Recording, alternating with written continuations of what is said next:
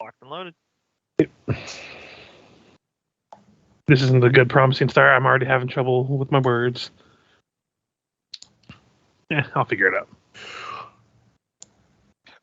Just use sign language. Can you not see what I'm signing? No! Just play game via bonded mind. My lifelong dream is to become the first radio prop comic. Unrelated segue. Question of the week is, what are your character's long-term goals? Yes, I can answer this right away because we were just talking about my backstory. And while it did apparently get erased, guys, it was on my bio and info sheet, and then I guess it's not there anymore. But I do remember what I wrote. Not on any game or anything. And Pledgerum's long-term goals are to eventually complete his masterpieces, his pieces of music that he creates as we're on these adventures, and to be known as a great bard because of the songs he creates while on our adventures. I mean, and how are you supposed to capture the majesty of an adventure if you're not on it yourself, I guess, right? Yeah, that's the idea. Like, all the lame bards that are just, like, sitting in taverns, those are the ones who don't go on any adventures. They're the ones that are just singing other people's claims. Yeah. And then Pledger doesn't want to sing other people's praises. He wants to... He wants people to sing about his praises. Look, you got to do the drugs to really reach the people.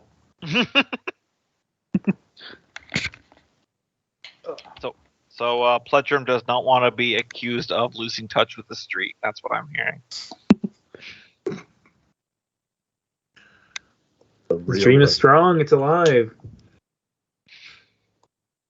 I think Vix wants to ultimately retire and convert the Foxglove Manor into an awesome inn, tavern place. And you lost your business partner too. Now she's gonna do it in her name. Well, you're gonna get sued. Her family's gonna show up.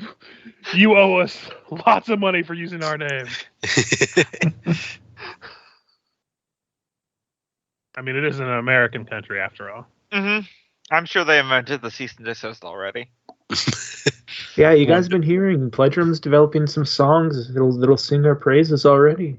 You can perform at the Foxglove, where the priest of Saren Ray walks in and Affixa spits, "What do you want, bastard? What do you have?" Affixa? No, see, they won't know who she is. She's a gnome. Good point. Only God can tell. So, Emmanuel Gorkrish, long-term goal?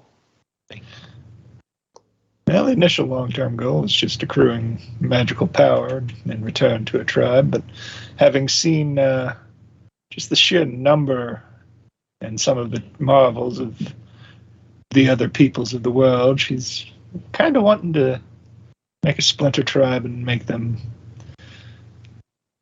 start reaching towards equity, or not equal, but technological parity.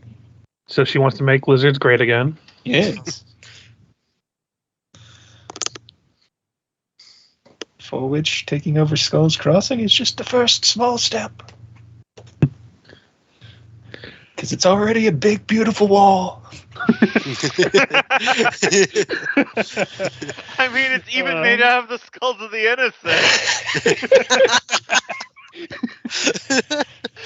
You can't ask for more. For Gork and Emmanuel. Oh, man. I figured this would put a thinker in for Gork because he's more short term, but yeah, I can jump on it for Emmanuel if you want. He would. His desire is to continue to spread the greatness of Malthun through his deeds, conquests, and stunning good looks. That seems like more like an action than a goal.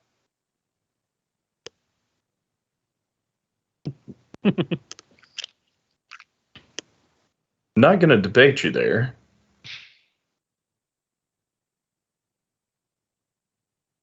Look, he fell asleep during the goal strategy. Doesn't Emmanuel want to like acquire higher rank or something, or Conquer Is he that complicit? nation that just wants to peacefully live by I itself. feel like Emmanuel doesn't want the responsibility of higher rank. Yeah, he just wants the notoriety of doing great things. He doesn't want to like have to, Do the be great thing. responsible for anything. He just wants people to love him and know what a success he is. You're Christopher Columbus. Meh. I mean, if you'll fund his mission, then sure, because his father sure hadn't sent him shit. Except that he's not going to do the slavery thing. Oh, wait, never mind. Yeah. oh Yeah, shit. that's already there. No, trade. The guy lost trade. 2 of his 3 ships and then wrote a book about how awesome he was. So hear me out. The future APs, the Ruins of Aslant, that takes place about 20-something years after Runelords. We could totally have his kid be there. And trying to spread the glory of Volthoon.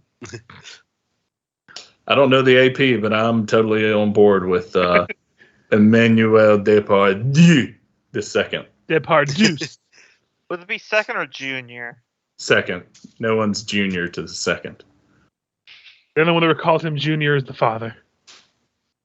Well, I guess Gork, for his long-term goal, is it's a pretty recent thought that's occurred to him with this whole giants and the whole thing with the dam and the flooding recently, is I guess just stop all the fucking two legs from messing with the ancient ruins around Ashwood and like the mountains and stuff. Just like I'm well aware this would probably bring him into conflict with Rish, but like you guys apparently can't just be trusted to leave well enough alone. Like just stop pushing buttons and get the fuck off my land.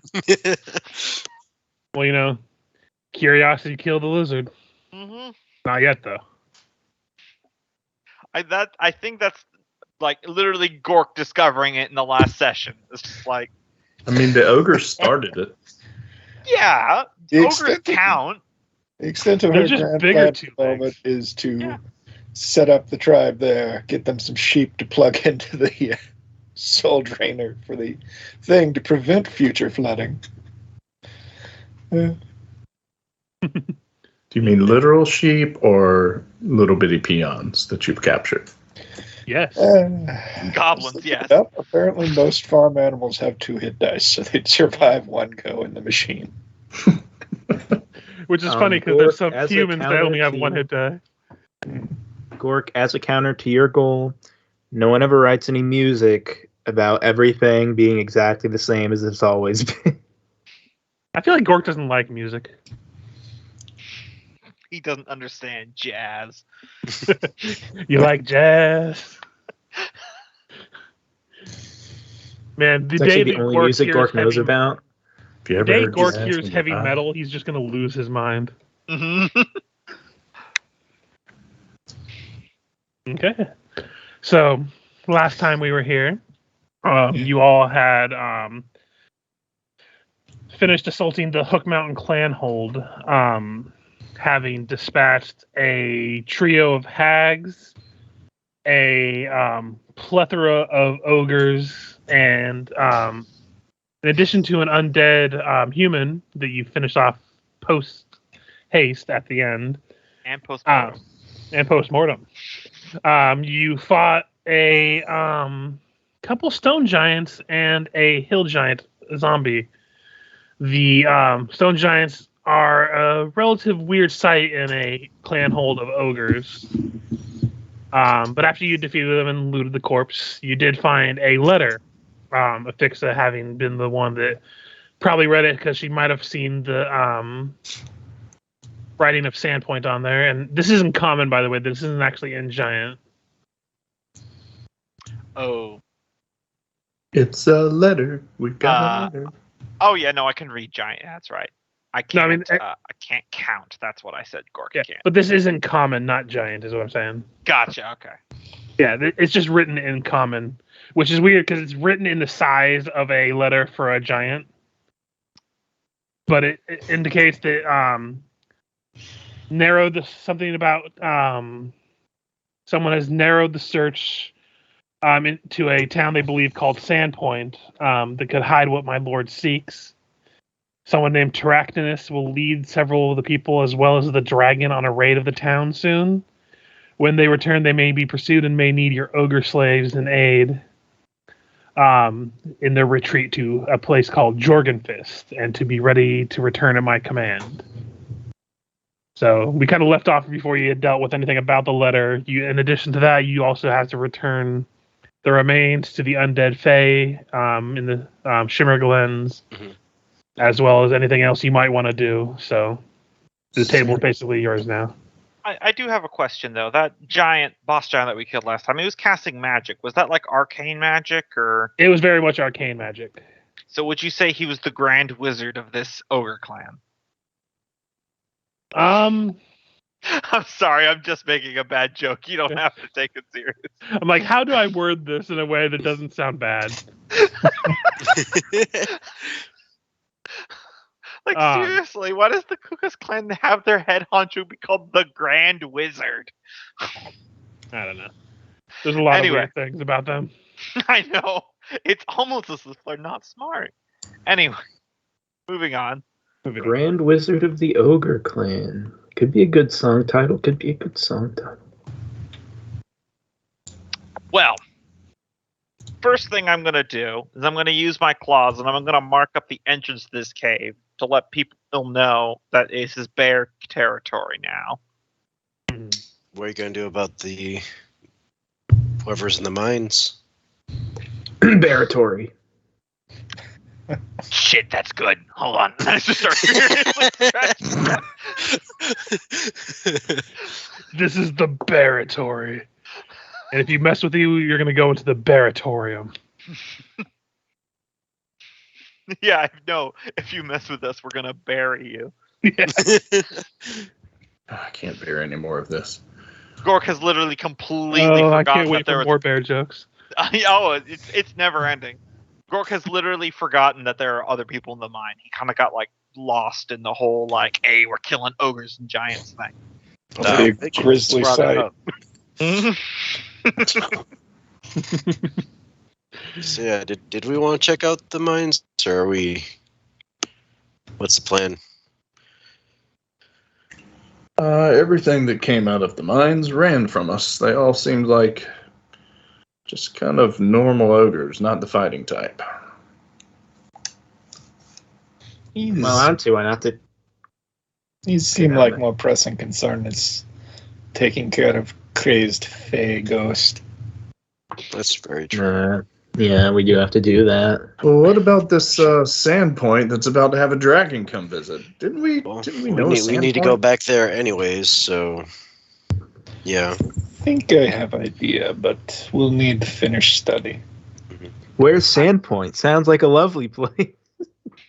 I smashed what I was carving into the wall because I spelled it wrong, and I start again as I'm talking to you guys and say, all right, listen, all I really care about right now is getting that chunk of hair or whatever we pulled off that dead two legs down to that mewling Fae so she can keep her blighted shit on her side of the river. That's my number one priority right now.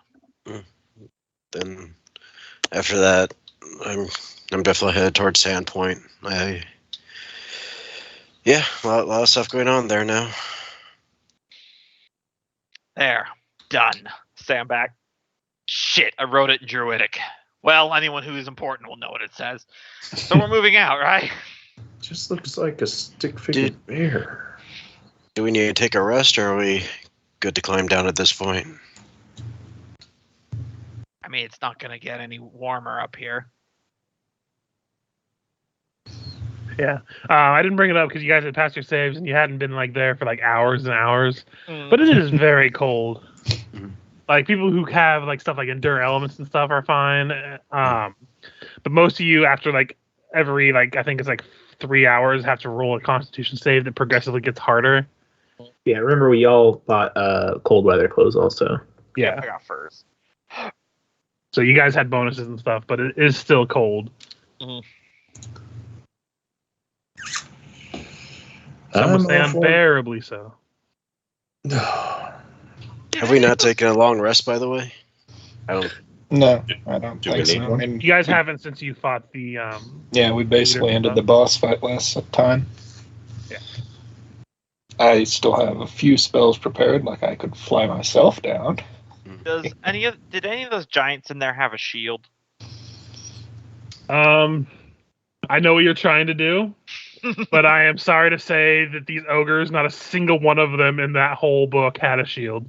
I mean, if you Yeah, turn, They probably don't- have sheets of metal in just their little slit- workshop area. Not the same. Because that'll snag. It needs to like curve up at the end. Like I said, I know exactly what you're trying to do, and I appreciate it. I appreciate you, but it's just not happening.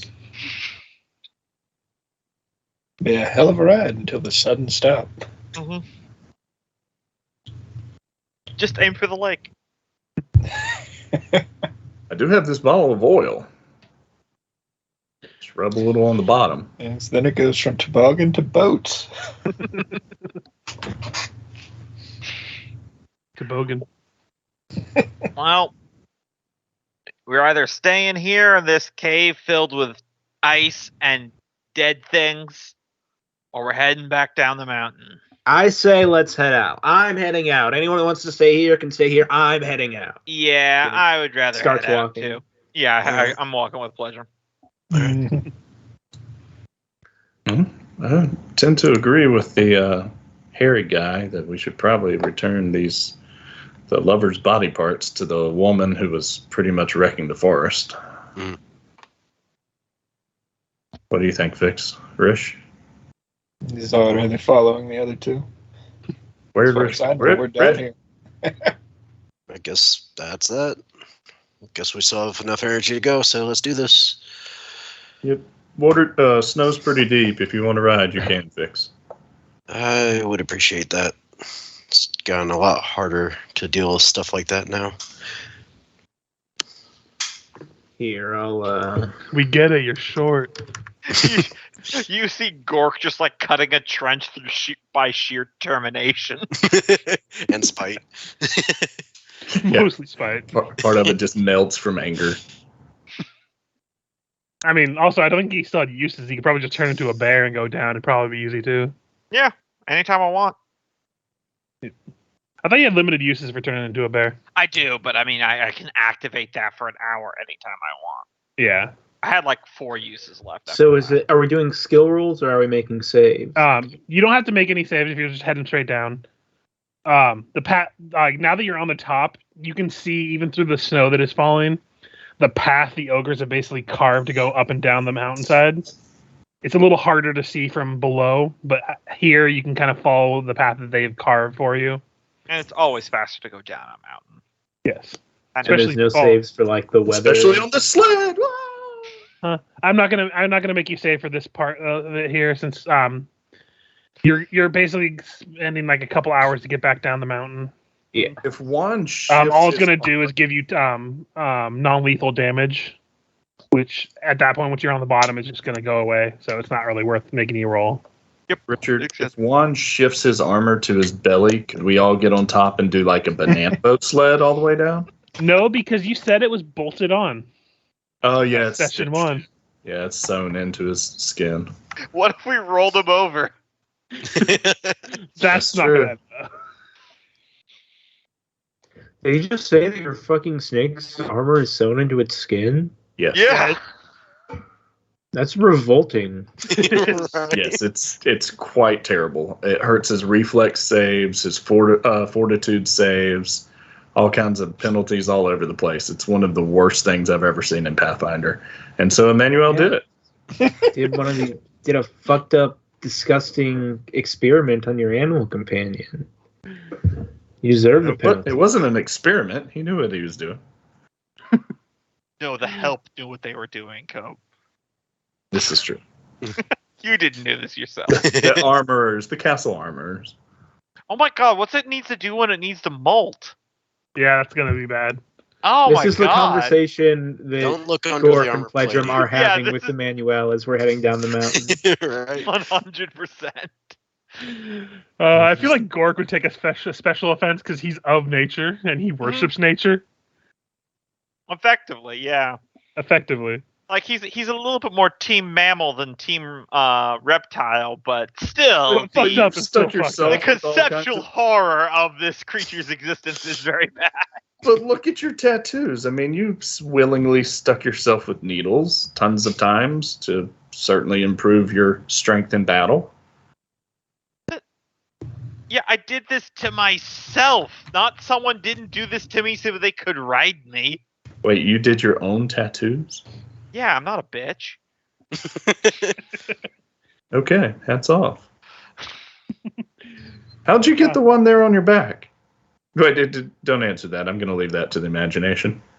I turned to pledrum. I just stuck it on a tree. Why do you think bears are doing that up against trees all the time? Think we're itchy? We're giving ourselves sick back tattoos. A bullseye tat. But yeah, it takes a couple hours to get down to the bottom of the mountain. All the while, people are just ripping into Emmanuel. Mm-hmm. As is tradition. Yep. You eventually come out to the small little forest between the Hook Mountain and Skull River area. Heading north, you would hit Fort Rannoch and eventually Turtleback Ferry. It is pretty late in the day, so I imagine people would want to rest for the day, or they could also you guys could also push through if you wanted to make it to a residence of some kind. I don't know. There's a good tree here, ain't there? I'm mean, there's many partial good to a roof over my head when I can. I mean, Gork's good just sitting with his back against a tree. That's all he really needs. Orc's like, I don't know, it's not raining or anything. Mm-hmm. Listen, I just need the bare necessities. The simple bare necessities. I think Cope just took psychic damage. It's been a long day. It's killing me. I wish all the mosquitoes upon you, and I'm heading on. Why do you think I'm in Minnesota? We don't have those right now. No, I wish them upon Gork.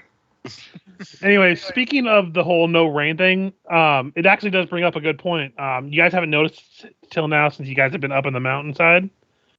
But looking out, ever since you went up there, the weather has actually cleared up quite a bit. It's no longer the weird, like, September monsoon that it was. Things have started going back to the similar weather patterns that they were supposed to be. I reckon that had something to do with the undead two legs up there. I think it was El Nino. Who's he? Some god that came along, little one, and messed up the weather for a while. I'm sure Gork's heard of him. It does like Kick him. I'll throw Emmanuel down the Lucky mountain. Redder. Since we're already at the base of the mountain, he climbs back up with Emmanuel and then tosses him Yeah. off. I can carry him. Juan looks, lays back down. Like, fuck that guy. So if you guys want to press on to Turtleback, you can do that. Otherwise, Gork's fine here camping. Fix is fine camping. Okay. Yes. Well, Emmanuel's splitting the party. He's going for some nice, luxurious inn somewhere that Turtleback doesn't have.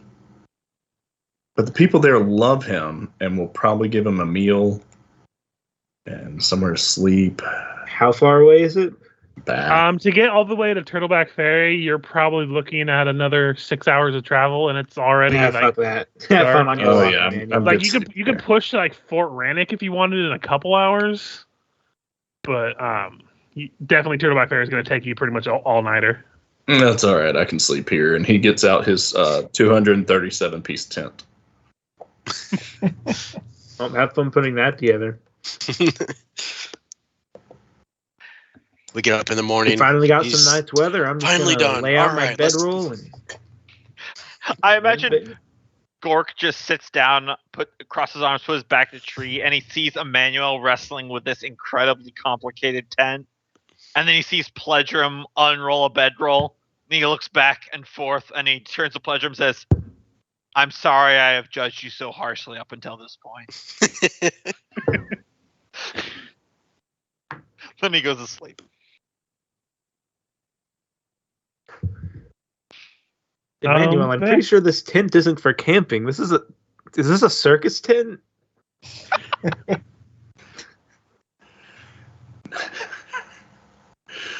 No, this is simply a general's tent.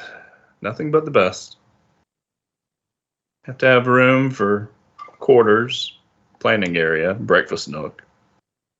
I see now why Emmanuel is always the one on first watch, because he spends most of his watch putting his tent together.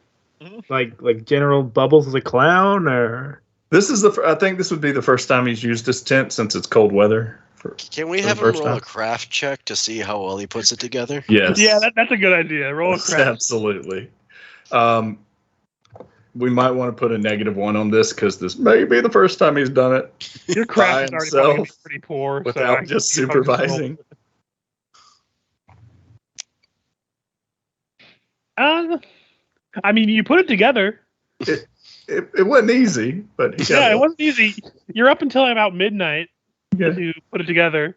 Again, luckily that makes sense of why you're on first watch tonight. God, I was hoping for the one so hard. I imagine someone's on watch with you, just kind of watching you do this. You put it together. It doesn't quite look like the picture, and you have a couple parts that you didn't know what to do with.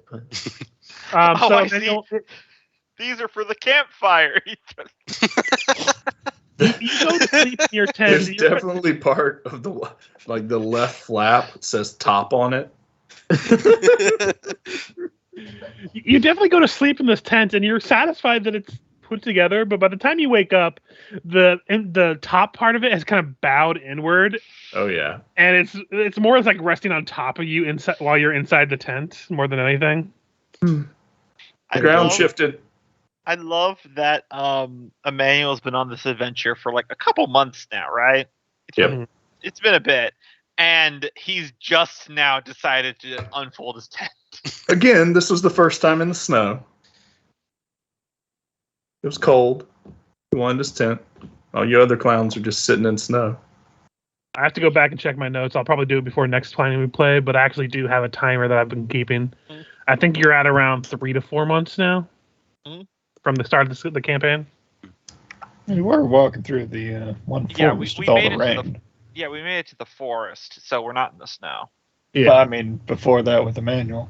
Oh, yeah. That coming towards this area. Mm-hmm.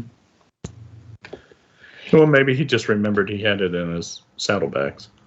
Anyways, at 12 o'clock p.m., when we're finally ready to go, when Emmanuel's done taking down his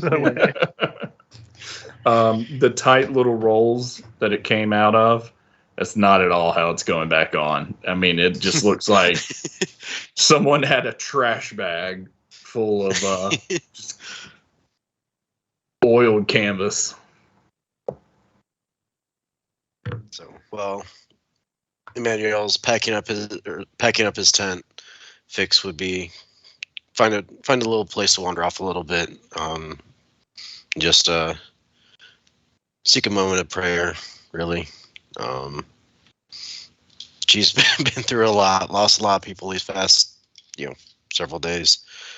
And we'll be looking down at the corpse of Felix. Just start praying to Sarenrae, wishing for her power to protect her friends. And at this point, I think this will be when she'll stumble upon her ultimate mercy, as she's just wishing for more power to protect and save her friends, and her hands will just start to glow, that radiant white that will flow into Felix, and she'll go ahead and use 10 uses of lay on hands and take a temporary negative level to cast, Raise Dead. Gotcha. The light kind of just swirls around Xerxes here. Or however, you have so many names listed on this thing. It was said that he needed to give 5 names, so Ifixa gave him 5 names.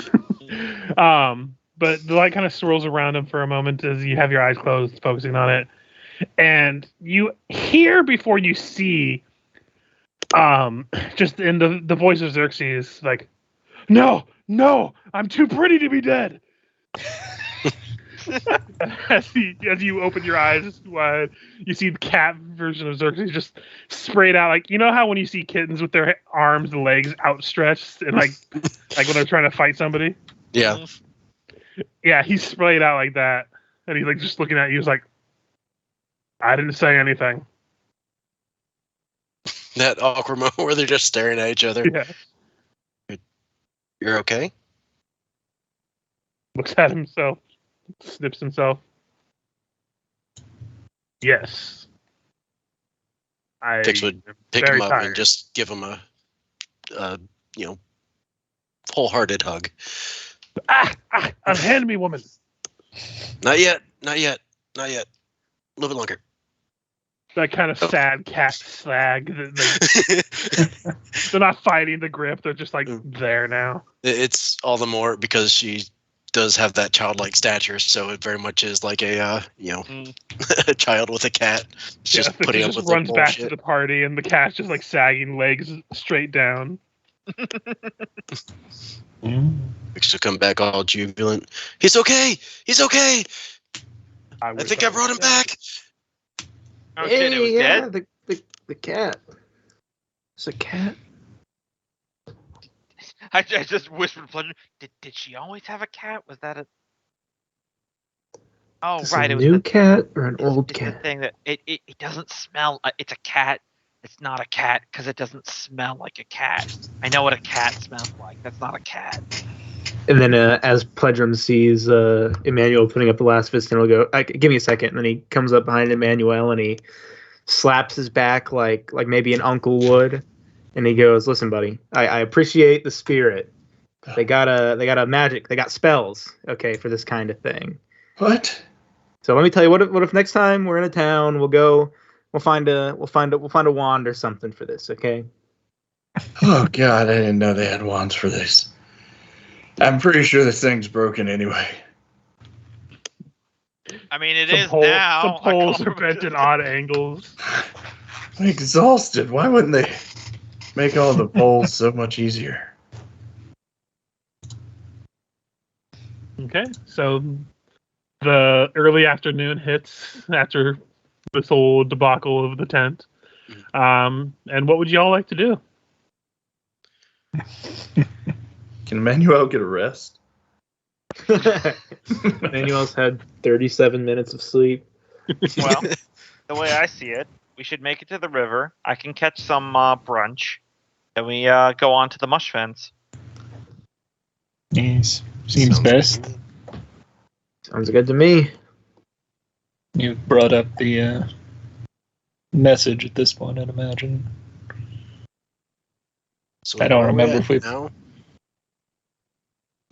I'm trying to recall where we're at specifically. Where we were at. We're Here, like give me in this one- little peninsula here. Okay. So we I need can to cross the bridge here. Is easier to get down to the mush fence. Okay. Okay. Oh, there. give you a short little map here. You're at around here, in the north part of the Kriegwood. Well, actually, more like right here. But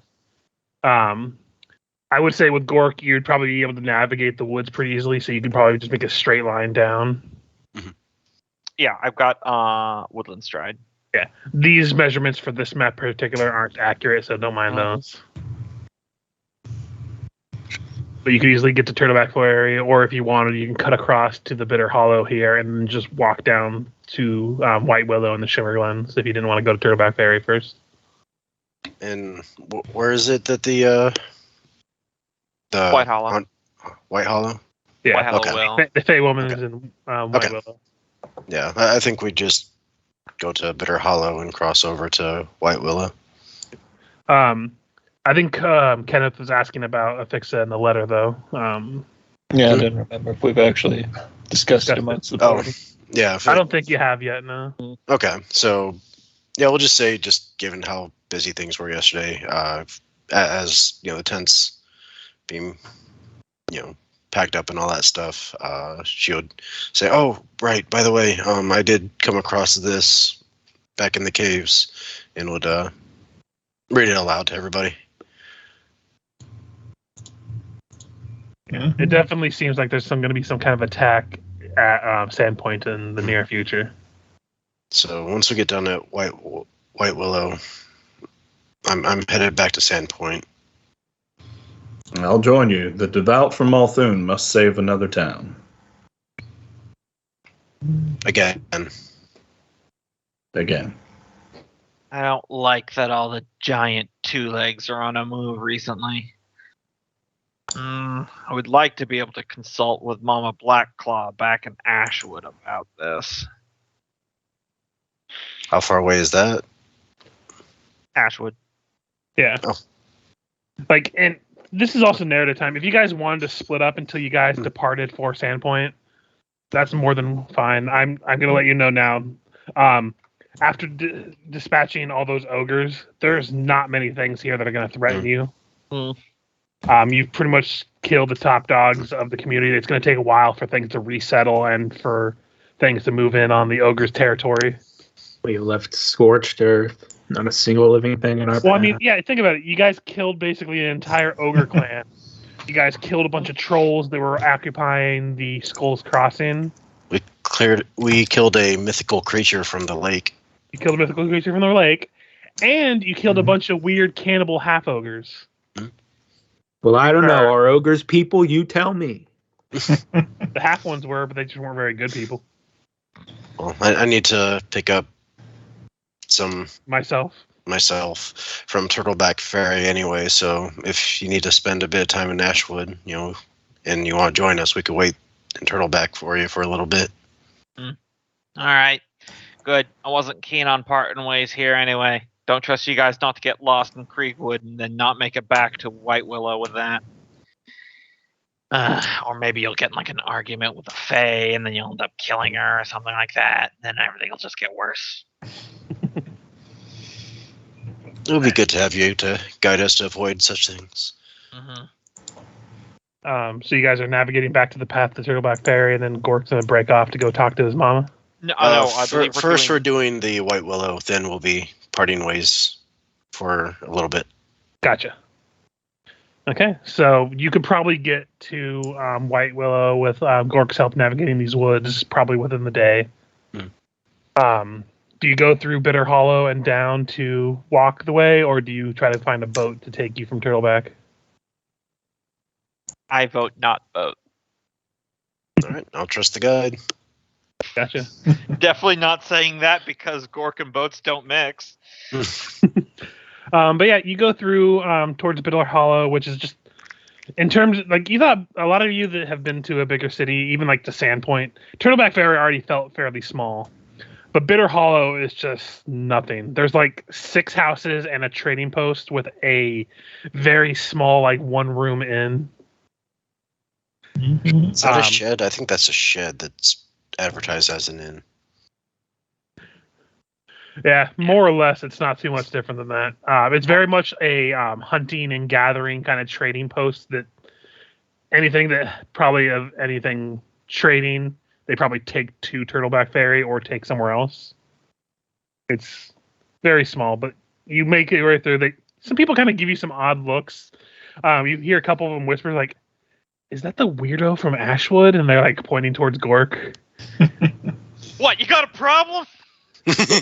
You see them like back up and like one of them grabs a basket and takes a rough running. Yeah, that's what I thought. Turn back, you have to assert dominance. And you just keep walking. Yes. But you make your way south through the Shimmer Glens. The swamp from this direction is just as bad as it was before. Afixa, you're pretty much having to ride on one, otherwise you'd be swimming the entire way. Gork himself is already up to like just past his navel. Or not his navel, his chest. If like right under the armpits, basically. How long do you think it will take us to get to White Willow wading through the swamp? You'd probably get there by sunset. So, like hours? Yeah. Okay, never mind. I don't want to spend the wild shape for that then. All right, well, let's just keep doing it. And as you're approaching, going towards Whitewell, the Shimmer Glens are still just as creepy as they were the last time you were here. You still see like ghostly silhouettes of like undead fae in the distance. That like, you catch them for a second, and they seem to vanish from your sight. The death and decay that has kind of overgrown these like swampland trees have just not ceased at all. But everything does seem to give way as you're making your way towards where you were before. As you're making your way, you do actually see a tiny little fairy basically beeline to you before basically slamming into Emmanuel once again. You do recognize him as the fairy known as Yap. He's back. He's like, oh, thank God you're back. You're back. And he's like shaking like your armor just very ineffectively. Like, you've brought what's his name's remains? Yes. Oh, good. The lady will. I don't know what the lady will do, but hopefully it's good. And he just like makes way for you guys to go through, and he kind of like watches you from the sideline as you're breaking your way. He seems to be still too afraid to approach. Better be good. And not soon enough. As you make your way into the clearing, you immediately hear the ghostly sounds of the nymph undead woman. Like, my love, I sense my love.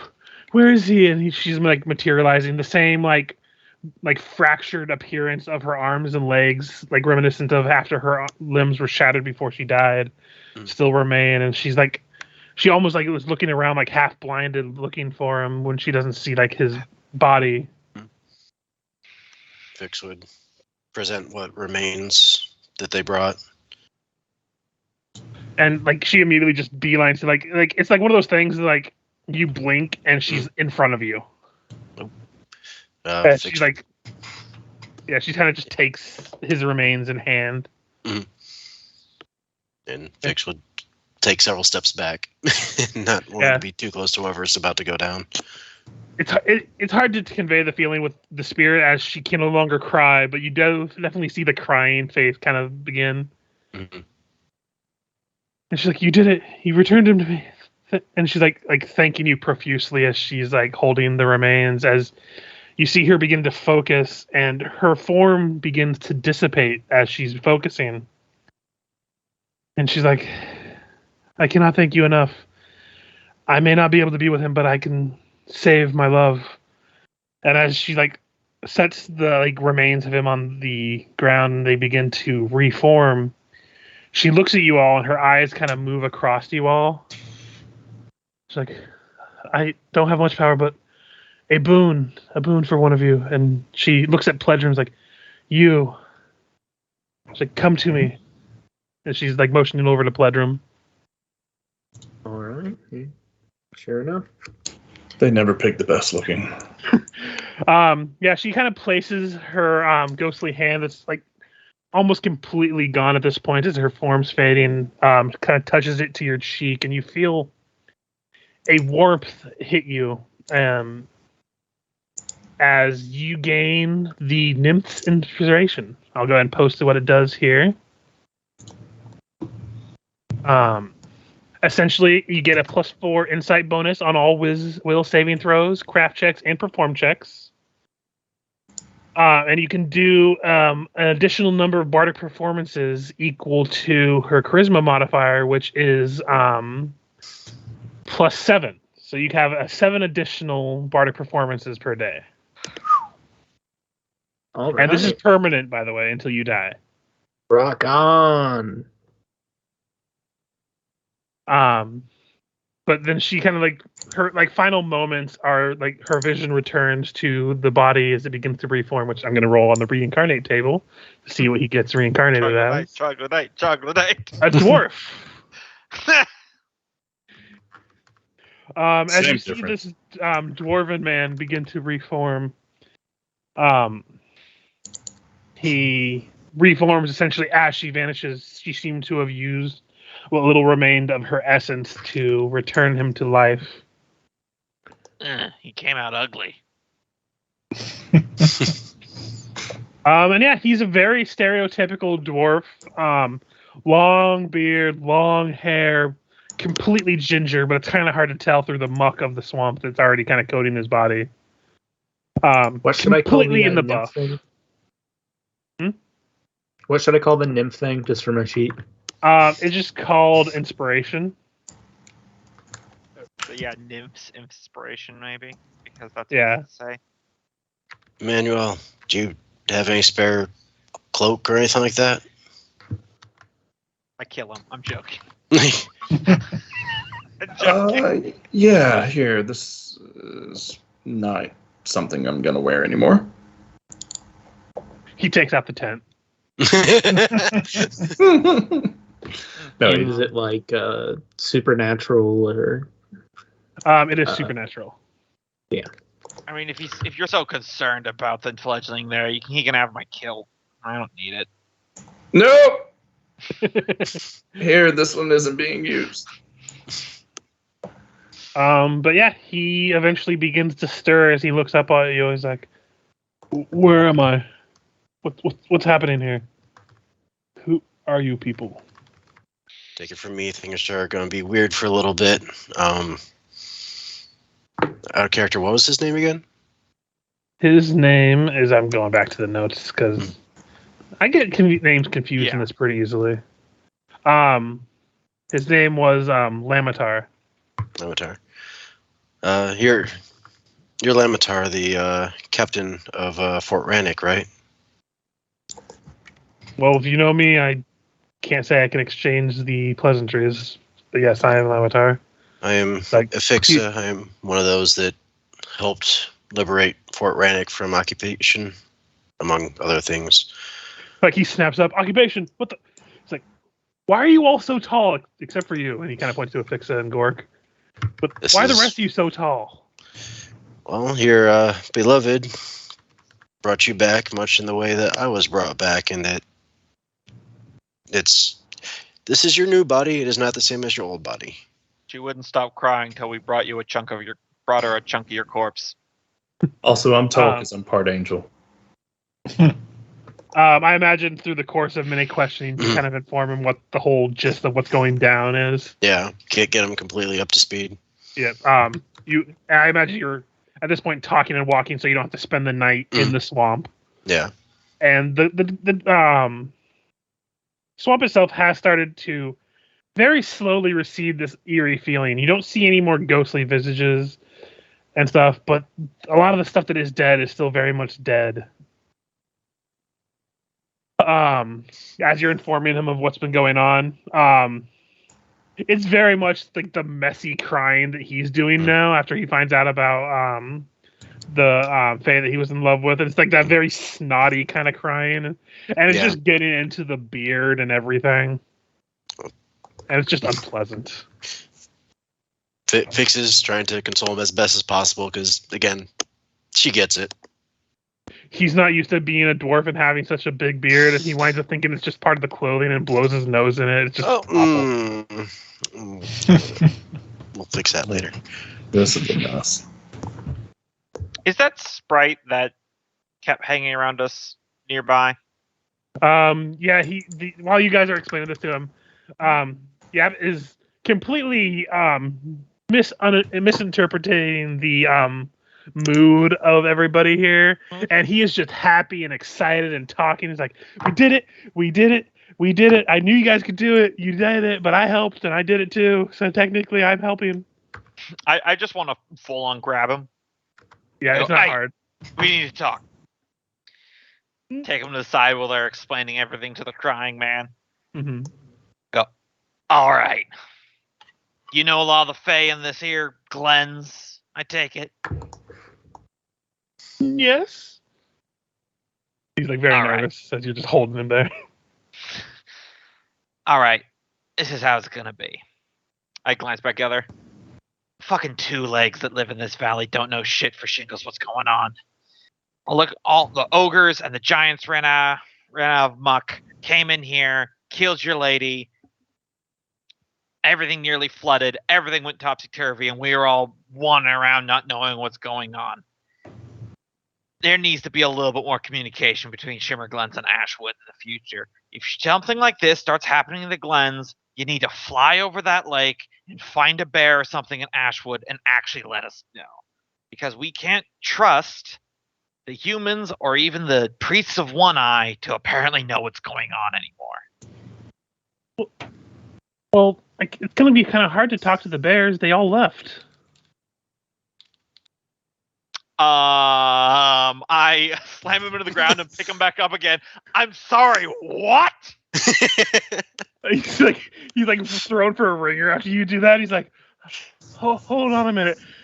I think I see my uncle. And after his vision kind of hit him on the a head little too bit, hard.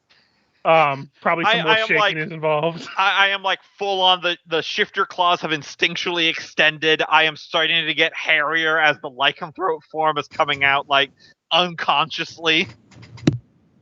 He's like,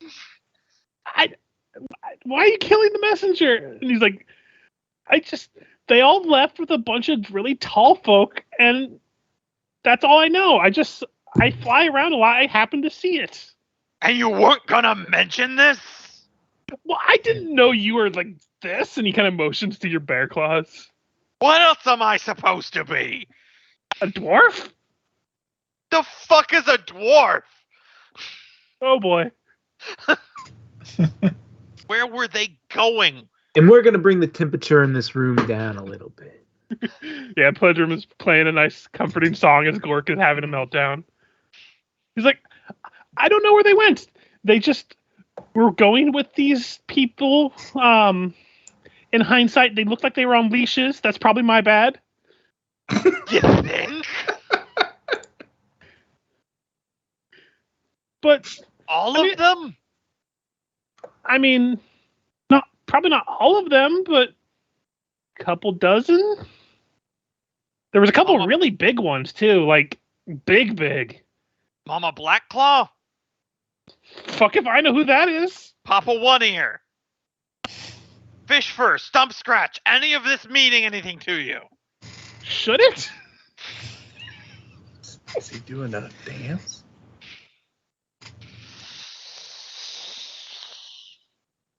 He like takes a big breath in. Ooh. Can you let me go now? I didn't do anything. Yeah. I'm telling you now. Okay, I'll let you go. And it's like the hair is starting to go back down. All right.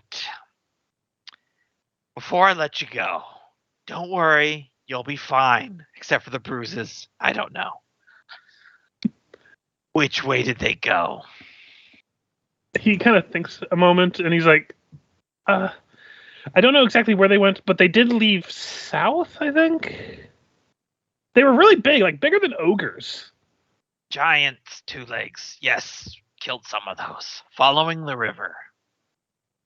Yes, they were following the river to the south, but then they did ford the river on the other side, and then I didn't follow them too far. I just noticed that they were going, I guess, southwest. Okay. That is good to know. Is there anything else relevant to the bears and Ashwood being taken by giants that is important for me to know? He thinks very hard. Yes. I want to tell you what are we on here, I promise, but they took bears. Hindsight had leashes on them. Oh yeah, and they left you this letter.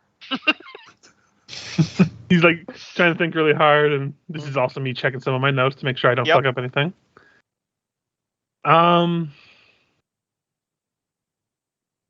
Some of the bears looked hurt. Looks like they might have been in a scuffle, but the giants looked fine, so I didn't think they were fighting them. I mean, I could be wrong. Are you sure that is everything? I promise with the fact that you probably would kill me if I didn't. That is all I know. Because if I catch up with them and then they tell me, "Oh, hey, we left a message with the Fae and Shimmerglens, and I didn't hear anything about that," I Oh will yes, be very much death. I would very much die. cross. I promise I did not do any of the sort. All right. I am going to let you go now. Are you going to fly away at top speed? Oh yes, very much so. That would be a bad idea. Oh, Let's both be calm. I am a little on edge right now. So the instincts are a little close to the surface. And if you start to run, I will chase you, even though I don't want to. So let's just back away slowly with neither of us showing each other's backs. Sound good? he's just nodding continuously. Okay. And then I slowly let him go and start backpedaling towards the others. He goes invisible and disappears. I swipe at the air without thinking, and then I stop myself. You swipe through where he was. He's gone. Now, I know you guys all seen him eat a dude when he is a bear. You don't want to see what it looks like when he eats a dude when he isn't a bear. Nasty stuff. I know the incisors are so flat in this form. Anyway. Everything Yeah. okay? What's going on? Giants took the bears. Well, clearly we don't have anything against killing some giants. True. That definitely bad is make army, wasn't it? Army of giants. Oh, but here's the question. We don't really know about when the Sandpoint thing is going to pop up, right? Mm-hmm.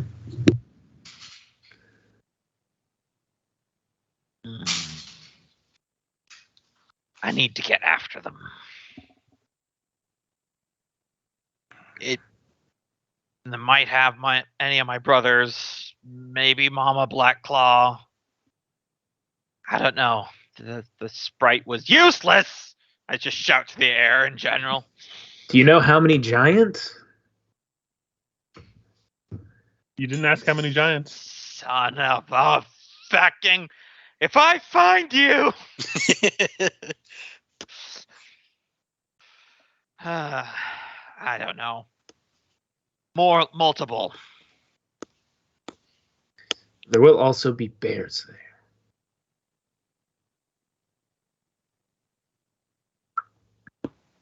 All right, you guys are in a hurry to get to Sandpoint, right? Yeah. Pending dragon attack.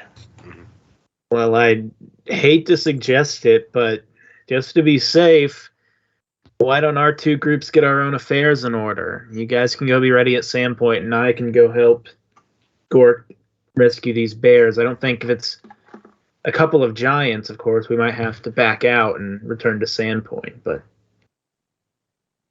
if it's just a couple of them, I think we can take them on. Okay, I'm calm. Flesh flowing stream filled with salmon. Flesh flowing stream filled with salmon. Okay.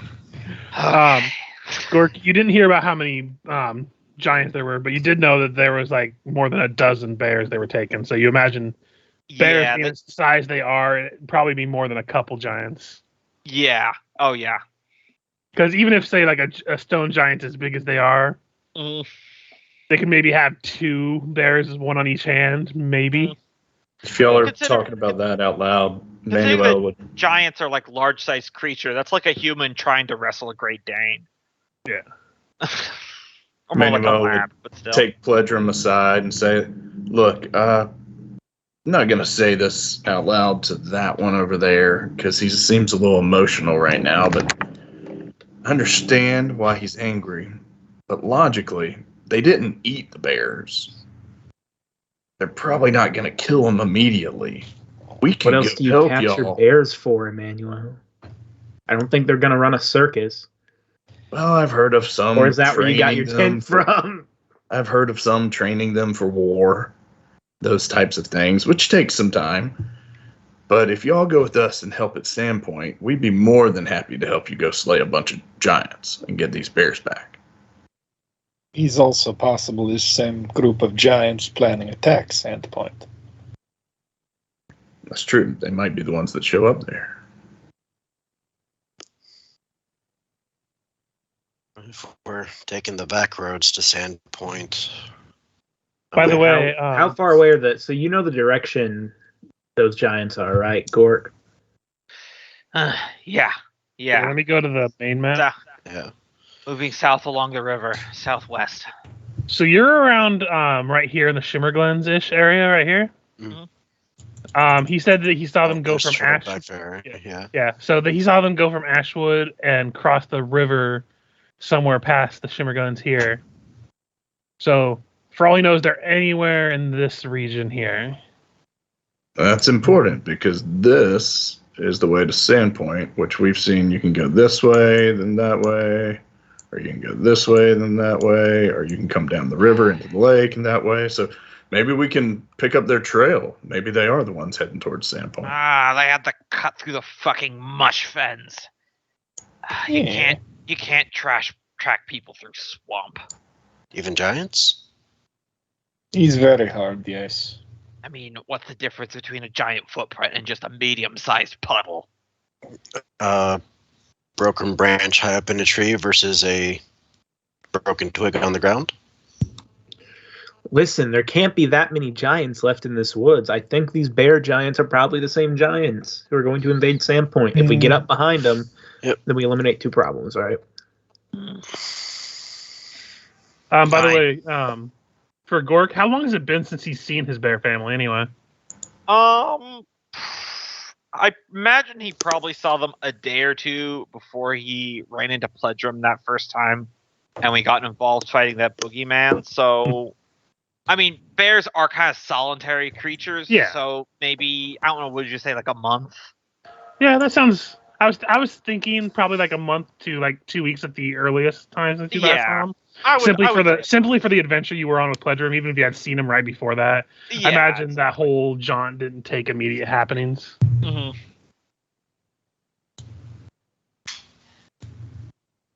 So yeah, you also didn't get a time frame of when that happened, so you don't know when.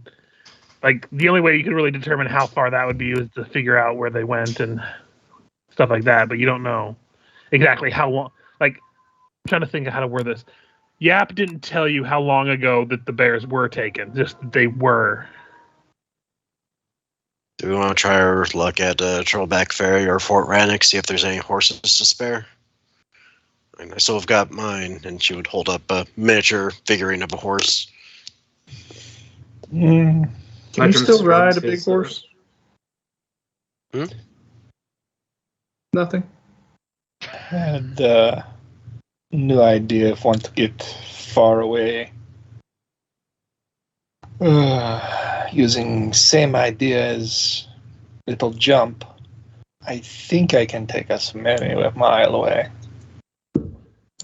Really? Of course, I'm talking about the spell Teleport, but I haven't used it yet, and I just picked it up this level, so it's kind of still arcane theory in Risha's mind. Lizard Wizard Taxi Service. Yes. Do we want to go straight to Sandpoint so we could warn them and then make our way to the giants, or do we want to try to track the giants? I'm personally voting for a straight shot to Sandpoint. I'd agree. That's the fastest to know that they're not there already. It's true. But what if the giants decide to have bear for a pre-battle feast? Pledrum, you're not helping. Salmon in the river. I'm just giving Gork the same consideration I would give any of your families. What if we... You would eat my family? Would we be able to travel to one of the towns we stopped at on the way up? I'm trying to remember, because we took the river. You took the river, so in terms of towns, you can do any, like, you've been to Ilsurian, you've been to Whistledown, and you've been to Wardle. Like, on your travels up the river. So. Rish, how taxing would this travel be for you? Wait, no, you didn't go to Accelerator. You stopped at Whistledown and then went up to the Santos Forest area. Yep. Or no, you stopped at Wardle actually, because I remember you went through the forest up. Mhm. So yeah, you'd be able to go to Wardle and like get to the halfway point if you didn't want to go right to Sandpoint. Which I don't know how many miles you can go and teleport with Reese right now. Well, Gort, you should know as someone who lives here, you know what the likelihood of them actually eating the bears are. Also, here's another So question: what's how your many creatures can you take with teleport right now? Because I know there's I'd a have limit. to upcast it to take the full party. Yeah, I'm not going to count Xerxes obviously, but Juan does count toward the limit, and he's a large creature. I can make one medium if that helps. I imagine it would. Would, but it's still, like I said, I have to upcast, which would only bump the number up 1, which would be 4, which would be all the PCs, including myself. Yeah, so that's also the issue you run into is teleport. You know, Mm. not only does it have a chance of failing because there is going to be that roll on it. Yep. There's also the limit of Juan might be an issue because he is large, or even if you make a medium, that's an extra passenger right there. Mm. Give me 1 second. Yeah, me too. I think I've actually got. I mean, I can use Carry Companion and turn him into a little statue Do that. if that helps you not have to upcast. I mean, I think you No, still have I to would upcast. still have to. That's why 1 would be But- an issue. But one would be able to come Yeah, with but us if he's you in statue hit him with form. Carry Companion, he can teleport us all. So just Yeah. do that. So that'd definitely be the way you could solve that. Yep. Yeah, I had a bunch of extra spells, so I picked that one up too. Would I still be able to bring myself along with me? I consider your corpse an item. Yeah. I wouldn't make you have an issue with that. Bring along objects as long as the weight doesn't exceed maximum load. So as long as you can hold it over your head. All right. Does have Juan Gort carry it? does Juan still have 2 negative levels? Yes. Is it an enchantment, transmutation, or curse that's causing him to have those? No, these are just considered energy drains. So Okay. it's not anything in particular. He just has the negative levels because he got hit with stuff. Okay. I was just wondering because I got break enchantment. Okay, yeah, you can travel 100 miles per caster level with Oh, yeah, teleport. Distance isn't. So yeah, distance is irrelevant. So do we want to go to Wardle to see if they've made it that far? Let me run this by you. If we go to Wardle and they say, yes, they came through 3 days ago heading towards Sandpoint, can you then take us to Sandpoint? Not this day, but it's shorter walk at least. So why not? Let's head to Sandpoint first. Yeah, I think if we get to Sandpoint just to verify they're not there, and then we could start working our way back. And we could unload, as Callus says, it is to say it about myself, but unload the dead weight. What are you thinking, Gork? You know the terrain. You know the creatures best. Through a lot of effort to take the bears of Ashwood alive, and they would not go down easily in the fight. And if they go through this, then they're not eating them. See, I told you, Pledrum. Yeah, you definitely got the sense from Yap that they went and they weren't being like dragged, which means something was going on beyond just like magic collars. We've had to use, or I've heard of people who've used those before. Don't take Juan's collar off. In capturing people who. I didn't know snakes could cry. You take Juan's collar off and he polymorphs back into a human man. Still with the armor stitched on, which is even more horrific. No, put it back on. This is how I'm getting rid of my student debt. I told you not to talk, Daniel. I've heard of worse sorry. ways to get rid of student debt. I told you not to talk. I told you not to take the collar off, Daniel. I mean Juan. I mean, Dick. Oh my god, that has to be a backup character idea someday. Is someone dies and then their animal companion finally polymorphs back into a person? You were a person the whole time? Well, yeah, but he was just so nice, and he just needed help, and I was like, why not? Yeah, well, what it was, I polymorphed into a dog, then his family adopted me, and it was just awkward at that point to be like, hey, I'm a grown man that's been playing with your kids. Especially after that last town. Anyway, back to the character. Gork says, I don't know any of these places that you're referring to. I haven't gone much farther past the end of the Skull River.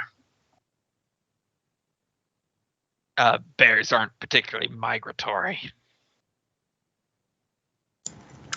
Well, I've traveled far and wide, and I read a note that said they were heading to attack Sandpoint. So Yeah, I've been we called read a the note genius out loud. before. What? Everyone read the note out loud. I heard it. Yes, and so it's Gork, my I powers think, of deduction, I'm pretty sure they're headed to then Sandpoint. that we should head to Sandpoint. Fine. I've had military training. I don't know what that is. Anyway, I've put trust in you all for this far. Fine. I'll see what it is. Trust me, you're going to like Sandpoint. The people there are very hospitable. Just so long as the frickin' Lugaroos don't move in our territory in Ashwood while we're gone. Uh-huh. Furry fuckers. They know what they did. Anyway, what are we doing? Those goddamn chupacabra better not step in on my turf. Yeah.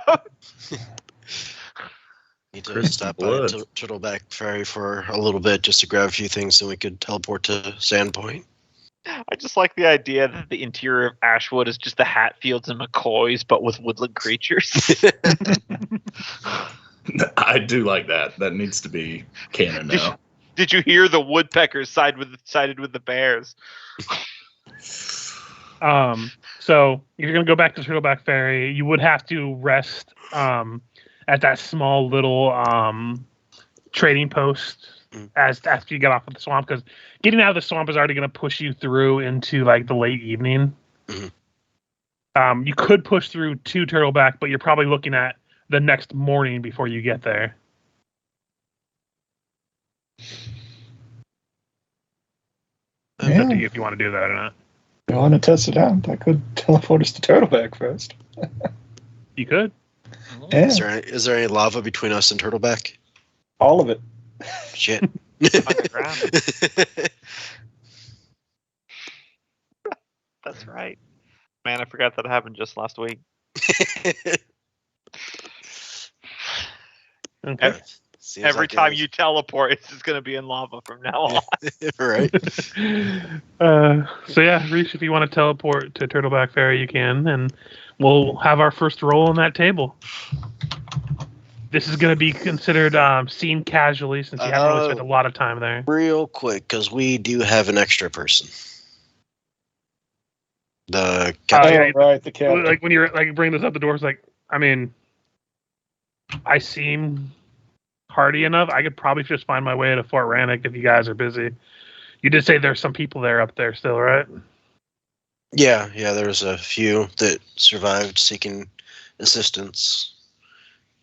Well, then, I can make my way there and see about getting everything ship-shape, though I think I might be retiring after this whole thing, because this is a rough situation. As he's, like, washing his beard in the swamp water after he realized what he did. Oh, that's just going to make it worse. He's not used to having a full beard. Do we have any No, I was spare talking about weapon? swamp water. Does anybody have a spare weapon we could leave him with? Oh, I'm sure I do. Give him my old dueling sword. Like, this is kind of a fancy weapon, but it'll do. It's very sturdy. It looks fine. It is. Looks like we have 3 masterwork cleavers, but I Is think that fancy more his sword. style? Mine. Do you prefer the fancy sword or the cleavers that we have? Yeah, they're throwing axes basically, but Mhm. could leave them with both. I'll take the sword. That should be plenty. I mean, from what you guys have kind of relayed the information to me, getting to Fort Rannoch shouldn't be too bad. And also, I can stop by the trading post there and talk to them about getting something to protect myself better until I get to Fort Rannoch. I mean, they know the deals with us, and I'm sure we'll be able to pay them. So, Okay. Oh. I'm glad you're alive and well, and hopefully it doesn't take you too long to get used to the new body. I'm still adjusting to mine. So, take care. he just gives a nod. Honestly, my first thought was him just like looking over at Gork and like, how do you deal with dwarven balls hanging so low on these stumpy legs? I just openly scratch myself with my fur kit. I don't see what the problem is. Gork don't wear pants, people. Right. Also, but yeah, as a before he side departs, note, I love the idea that this guy's gonna wander into that small town, a totally random dwarf they don't know, claiming to be the captain and wanting free stuff on credits of the government. yeah, it's gonna go great. But yeah, before you do depart and he leaves you all, he does tell you that should anything arise that Fort Rannoch can help you with in the future, you all just need to ask, and he will put whatever word to Magnamar that he could to put in a good word for y'all. Is this where I pick up my stimulus check? That is a good point. We should also report in to Magnamar about this. Mm-hmm. I'll just leave you with this, you newly created 2 legs. When I bring the bears back, none of you 2 legs up in that big stone cave that you built for yourself better be attacking anyone. I'm watching you. Well, I mean, we usually don't hunt bears. They're usually good for keeping the general ogre population down, as they're as territorial as they are. Just making sure. Also, I remember you. It's not like this is the first time you've dealt with any of the people from the fort. We are rangers by trade, after all. Just making sure. Still watch. My Always entire watching, family Lebowski. was very likely just kidnapped, so I'm having a day.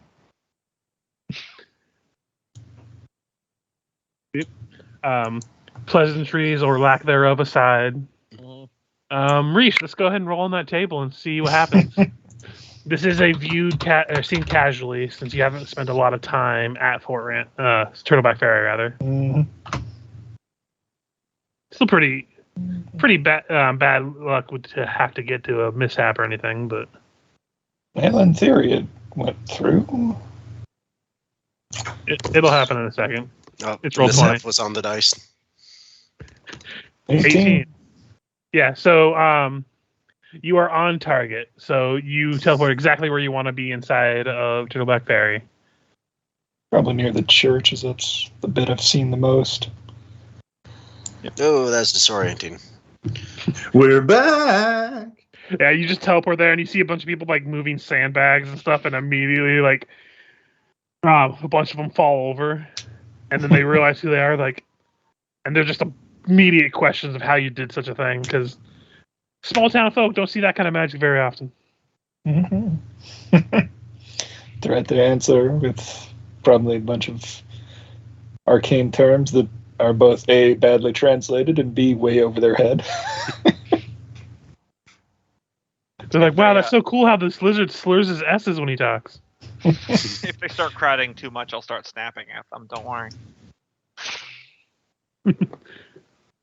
Good people, settle down. It is Your Oh friends no. again. As soon as we teleport in, Pledrum's just going to act like that's how it's supposed to be.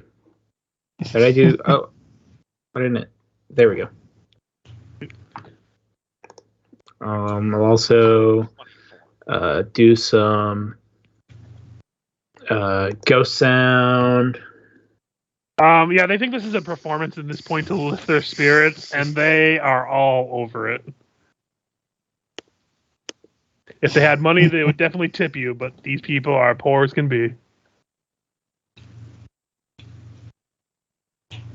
But regardless, you're not going to have to pay for any kind of room, since the places they do have that are dry enough to sleep in, they're more than welcome to accommodate you all, as at least 3 of you were around to save the town from the dreaded Black Maga.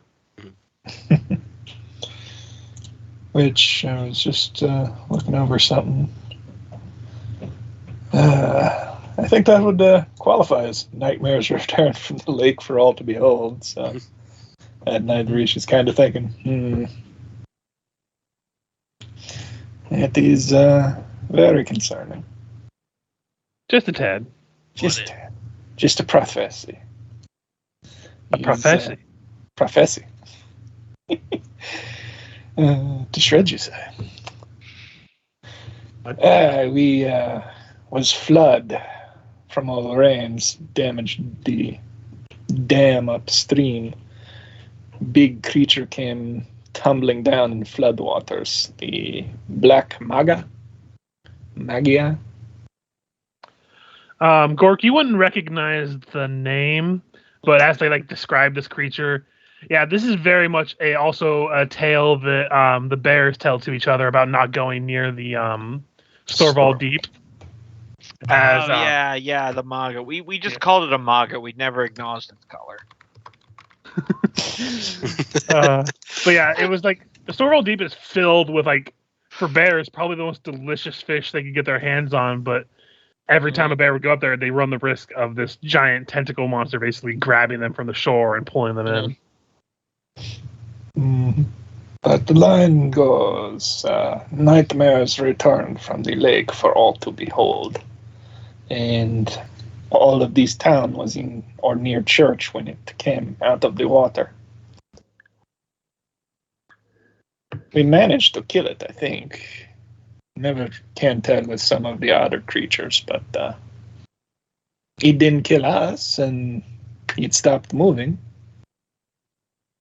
And good news, compared to other outsiders, it didn't disappear. Mm-hmm. Actually, yeah. Whatever. Fix Camera suddenly pans over to the big corpse. Yeah, I was about to say Fix was going to ask around. So where's the remains? Oh, you don't have to ask around much. It's still in front of the church. They've been slowly hacking it away to try to move parts of it.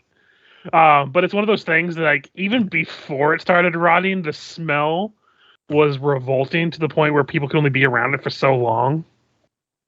So it's a slow process. They've gotten probably about half the tentacles clear. Have y'all tried just burning it? We tried that. You would think with how oily its skin is, it would go up pretty fast, but damnedest thing will not catch on fire. And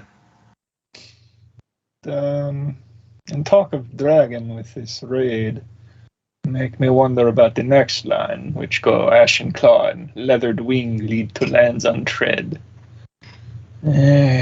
But the problem with prophecy is you only really realize it afterwards. What prophecy? Did it have a name? I mean, we had me read it off. It didn't have a name. It was just a legend that had been passed down between basically the shamans of your people. Ashen Claw and Leather Wing? Yes. Sounds like dragon, doesn't it? Sounds like dragon to me. What is the rest of this prophecy? Let's see. When the mother's claw cuts down the mountain, the star claw of the revelation shall not be doubted.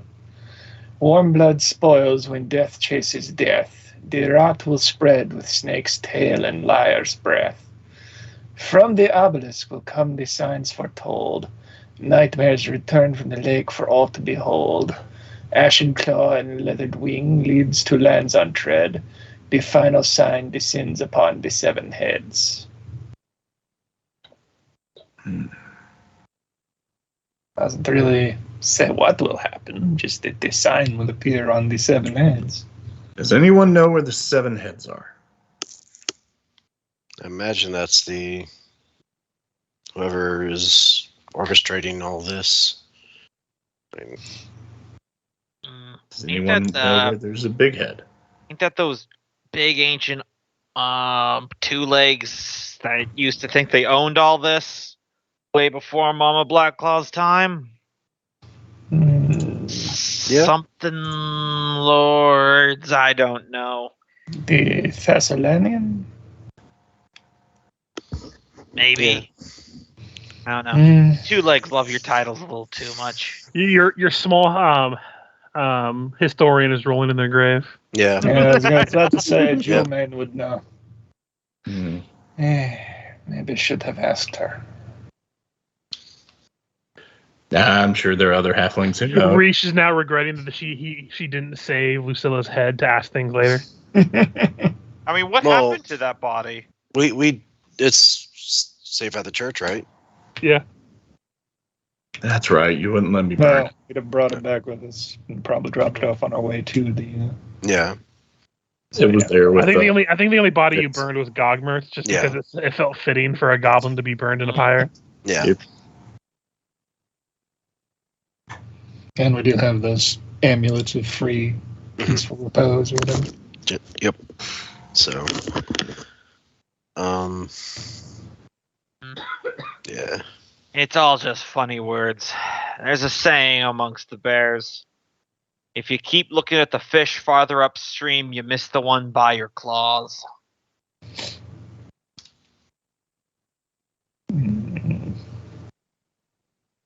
See if we catch anything. Wanders off towards the river. Reese is all of a sudden, Large I feel like amount of fishing. fish hunger. Well, you just made Rish hungry. I can eat a bite too. Just for All fun, right. Reese, roll me a profession. I'm gonna roll survival because I'm Yeah. gonna catch Or a survival all out I'm as gonna well. catch a fish with my teeth as well because I could also eat before I wander off into the forest. +7 for foraging. So good So yeah, you both catch pretty decent sized fish, though Gorks is a little bit bigger. I like the idea that like Rish fully dives in and swims after to bite it, and I do that bear thing where I just wander in up to my waist and I just hold my arms up and wait, and then I just snatch one. Yeah. Cut to Emmanuel, who sits down, spreads his napkin out and his fork, and then orders a fish.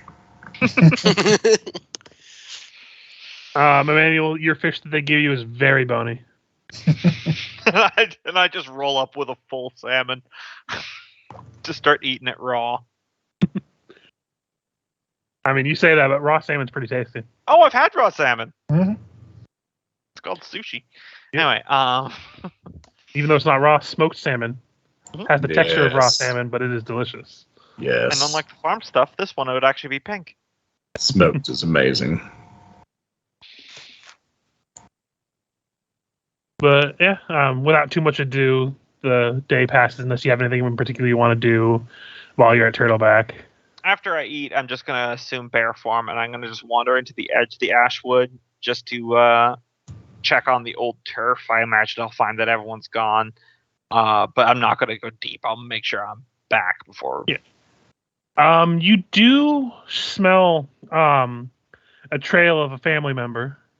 It's pretty fresh then. I imagine you'd be able to determine the smells of your different family members. Yeah, it seems reasonable. You I can. guess. I mean, I You can do that. you in do real life. smell Papa One Ear. Yeah, I'm gonna try to track that. Yeah. It basically goes right onto the edge of his territory. Mhm. You trying to trace it down to a cave you don't really recognize. It's not like when they've lived in your whole life or anything. Mhm. But you know, a lot of these things have a lot of hovels that bears will drift between. Oh yeah. But yeah, you do see that there is a bear inside there. As you enter, the first thing that happens is the bear turns to attack whoever might be approaching, and you see that it is Papa One Ear, but the side of his face that did still have an ear has been almost completely shorn off of flesh, where you can just see like exposed bone. It looks like it's partially scabbed over, like it happened a while ago. Yeah. But the one remaining eye that's on the other side has like this crazed look in it. Yeah, it's just popping out. Pop a half face. But as they take recognition of you, it growls out in bear that you understand. Yep, because I can speak to bears just infinitely. Because that's a trait I have. Yep. And they're like the large two feet, however you call them, two legs. The large 2 legs. They've taken Mama. They've taken your brothers. They've taken all the bears. You can tell he is just tired and weakened from whatever happened to him.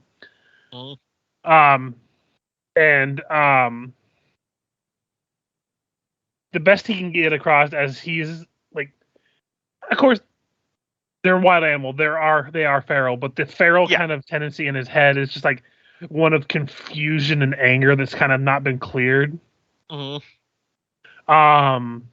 how the giants came and they started just rounding up animals, not just bears but others as well. And eventually they came to, Mama Blackclaw, Papa One Ear, and the brothers had all kind of like consolidated as they knew what was happening. They were trying to basically fight back. And after they had hurt him and they had basically collared and forced the other two down, one of them that could actually speak to them basically told them that if they didn't want the rest of the bears to be slaughtered, that Mama Blackclaw should come with them willingly, or they would just slaughter the rest of them and move on. So they left and took them somewhere, though he lost scent of them after they got through the swamplands. The only reason they seem to have not taken him is, for lack of a better way to exaggerate it, he looks like he's basically gonna die. He is very wounded. Half his face, even if it's healed over, it's still a grievous wound for a wild animal. It's not something that people just, like an animal would just recover from without some sheer luck. The back paws when he moves kind of is at a limp. Does he look like he still has like a few hours left? Oh yeah. It doesn't look like he's going to just keel over right this second. But it definitely looks like they left him because obviously he would die before they had a chance to basically break him. I tell him, wait here. I'll be right back. And then we'll figure out how to get Mama Blackclaw, Fish Fur, and Stump Scratch back. And then I want a full-on sprint back to Turtleback Ferry. And wherever Afixa is, it's about to have a bear enter that area. Fix is probably in the church, going over, just checking on the... So there's now a bear in the church, and everyone is their collective shit. Boom! As a dire bear is trying to get to the church. Yeah, everyone's panicking. The people who do have weapons are too afraid to even lift them. Fix will probably reflexively have the sword drawn and then recognize the bear and sheath it and stroll up. I remember myself, and you hear the sound of snapping bones and shrinking muscles as my body rearranges itself back into dwarf form. All right. I don't like having to do this, but I need your help. Okay. How can I help? I'll take you into the Ashwood. Someone needs that touch thing that you can do. Okay, I think I have a little bit left in me, but helping out Felix definitely took a chunk out of me. But I'll do what I can. That was like 2 days ago. How Was unfaithful it? is your God? Oh, was it 2 days ago? Yeah, it was it like was a day oh. ago. Okay, never mind. Scratch that. I step outside. And I go look around. Pledrum's nowhere nearby, I hope. No. Well, Pledrum would be at the church. He did say he was performing for people, so. All right, I'm gonna make sure that we get far enough away where Pledrum isn't able to hear us. And I go, okay, we need to move quickly. Mhm. And I grab her. If you tell anyone that I let you do this, I will deny it and probably attack you. Okay? She has a beaming smile. Probably knows what's going on. Say, I won't tell anybody. No. I mean, she is from the church. Just shut up and get on. And I turn into a dire bear, which is a large creature, so a small gnome should have absolutely no problem riding. You have plenty of fur to grab onto. So you hear Fix's squee as she crawls up. I just go, no. And yeah, you guide a 40 delighted 40 Aphixa through the woods and to the hovel that the bear is in, and inside immediately as soon as it sees Aphixa, it begins to growl and back up like it's ready to fight. I place myself in between him and Aphixa, and I can do a wild empathy if you need me to, or anything like that.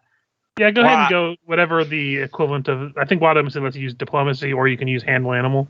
Yeah. Let's see. Can I use handle animal just to show that I'm not a threat? You can do that too. Let's see. I believe. Wild empathy usually lets you use diplomacy instead. I think it functions like diplomacy, but it's its own thing. I'm looking at wild empathy real quick because I explicitly get a +4 for bears.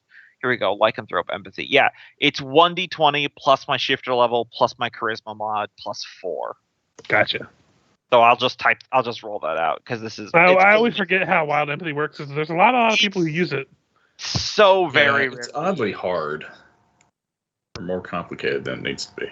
It does. Yeah. It does scale pretty well if you're going like a full druid or something, though. Yeah, obviously the only penalty I have to it is because I have a negative charisma. Other than that, it's 1d20 plus 14. Well, yeah, go ahead and roll, but Aphixa definitely does help with the situation. 26. Yeah, so between the two of you, like they trust Gork a lot, and then Aphixa does show signs of being very calm and approaching. It's one of these things where it's like 2 layers of conversation because like Aphixa obviously doesn't speak bear. Right. So like she just hears the grunting and the growling, the exchanging of animals, but from like Gork's perspective, him saying like, listen, she can touch, she has this weird healing thing that she does, and if she tries to do anything, I'll just crush her skull. It's fine. Like, I've got your back, Pops. Meanwhile, Fix is like, easy there. I'm friendly. Fix is just saying, like, just let me know if I have his consent to lay on hands, but I'm not going until I'm sure. Back with the bearish subtitles. Listen, I cannot emphasize how much more I value your life over hers. Pledger can heal people too. But eventually, I take a step aside and I manage to do like the whole get in there nod while still retaining bear form. Fix would approach slowly and just start pumping and lay on hands. So what mercies can you do at this? I know you choose some. Yeah, let me see. I have. Let's see. I have targeted and injured. So injured does fast healing.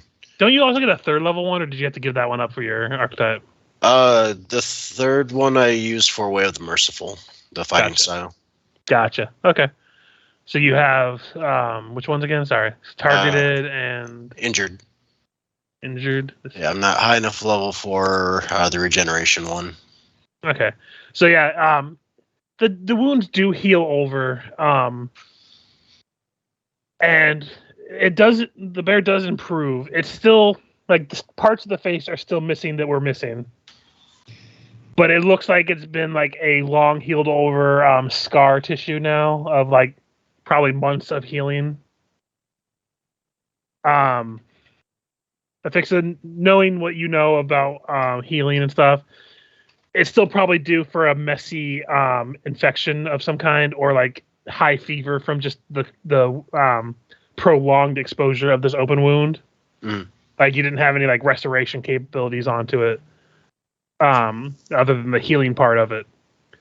We're gonna be resting tonight before we teleport away, right? Yeah. Okay, so let me see what. Based on if I was to do like a heal check, would I be able to determine whether or not a lesser restoration would help with that? Yeah, go ahead and roll me a heal check. Well, it says I have an idea, but I can't convey it there for him. Yeah, it's not going to regenerate anything, but the restoration should fix anything that's like going to be like from an infection or anything like that from the prolonged exposure. Okay, so once she finishes stabilizing and healing, Fix would turn back to Gork and say, if we stay the night, I could make sure I adjust my prayers so I could make sure that if infection doesn't take him and, possibly, I mean, I can't do too much about the extent of the damage, but I could do a little bit more with just a night's rest.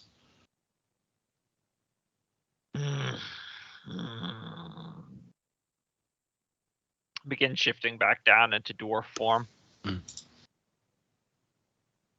Pleasant bone cracking sounds. It's basically ASMR at this point. Yep. Man. It's just how long would we think before they get used to the sound of Gork's ribs resetting, you think? Probably never. Yeah. If you think it would be best. Mama Blackclaw showed me a few herbs that might be able to cure infections out in the forest as well. I do have ranks in profession herbalist explicitly for this. Yeah. If you wanted to like spend the time before like you sleep and stuff to gather those, it definitely would help a lot. Again, the damage is done in terms of like facial structure and everything, but at this point, as if it treats anything prolonged from the exposure and everything, Papa One Ear will live. It'll be a changed bear. Definitely like is gonna have a hard time hunting, but with how old it is and how probably experienced it is, it probably will still get along fine. It probably just won't eat as well. Also, fish aren't gonna really be a problem to catch. Yeah, they don't fight back too hard. Yeah. I imagine Fix will go with Gork rather than stay with the injured bear while he's gathering herbs. And Fix probably a good idea. Yeah, Fix would be asking. I take it he's part of your, is it tribe, pack, group, family? That's Papa One Ear. He and Mama Blackclaw took me in. The way Mama Blackclaw tells it, I was found on the south edge of the forest. Took me in, raised me with her cubs, my adopted brothers, Fish Fur and Stump Scratch. Are they able to shift appearances like you? Just shrug, not like a definitive answer. We'll do everything we can to save the rest of your family. I probably shouldn't have done this. What? Even once he's healed, he'll be able to hunt just fine, but come the summertime of mating season, the duels of the other bears, he's not going to survive too much longer. But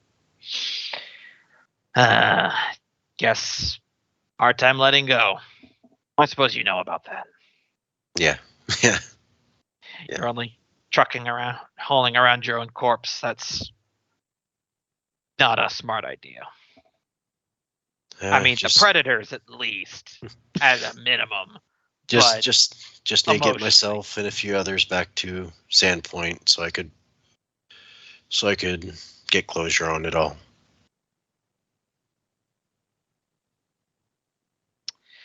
So what's your story then? All this is very much taking me by surprise, to be honest. Just a few months ago, I was just a acolyte at a church in Sandpoint. Never even had a notion of adventure. The closest I came to that was caring for orphans at the local orphanage. Then goblins attacked, and here I am. Just one adventure after another. Definitely in over my head. Hunters kill your parents? I don't know what happened to my parents. I was just left at the orphanage. As far as I could tell, I was gifted. I don't know anything about my parents. I was a Asimar before my current form. You're going to have to bear with me here. You're saying a lot of words I do not know. What's an acolyte? What's a church?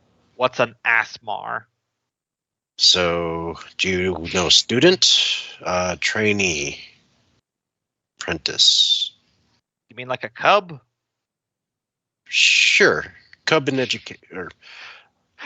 Out of character, I'm having a lot of fun with the 18 wisdom but 8 intelligence. Right. Like, I completely understand people, I just don't know things. What do you call a someone who's learning to hunt? A cub. Okay.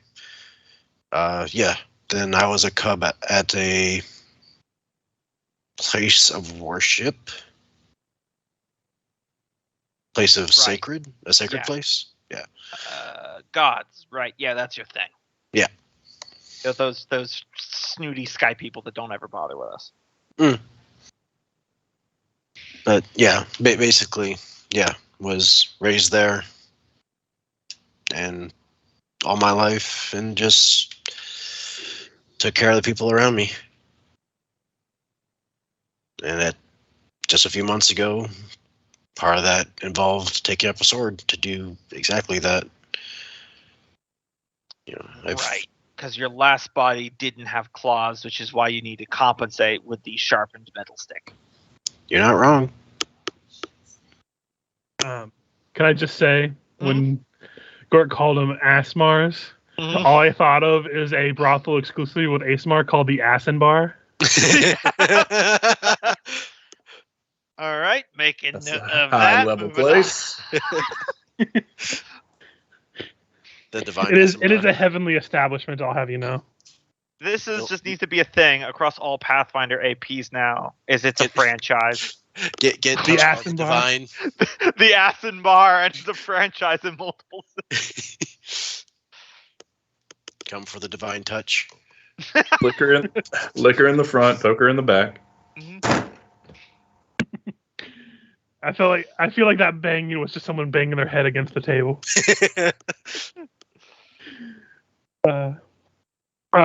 But without making too much more ado about it, the night passes as you return to wherever you need to rest, and the next day, going early, a fix after you say your prayers, Alesta Restoration does see the fever break, and the bear itself does seem to be in higher spirits. And as it's like communicating to you, Gork, kind of like looks over to Fix, is like, you run with 2 legs now? They're messing up the valley. It's either that or just start attacking them all, and there's too many of that. There's a flood and the giant 2 legs coming down from the mountains. Someone needs to show them how it's done. Would you communicate them to him at all that you're heading somewhere that you're hoping to find evidence about the bears or anything? Absolutely. Okay. He would also inform you then that if you're going to do that, he is going to try to track them wherever they might have gone to.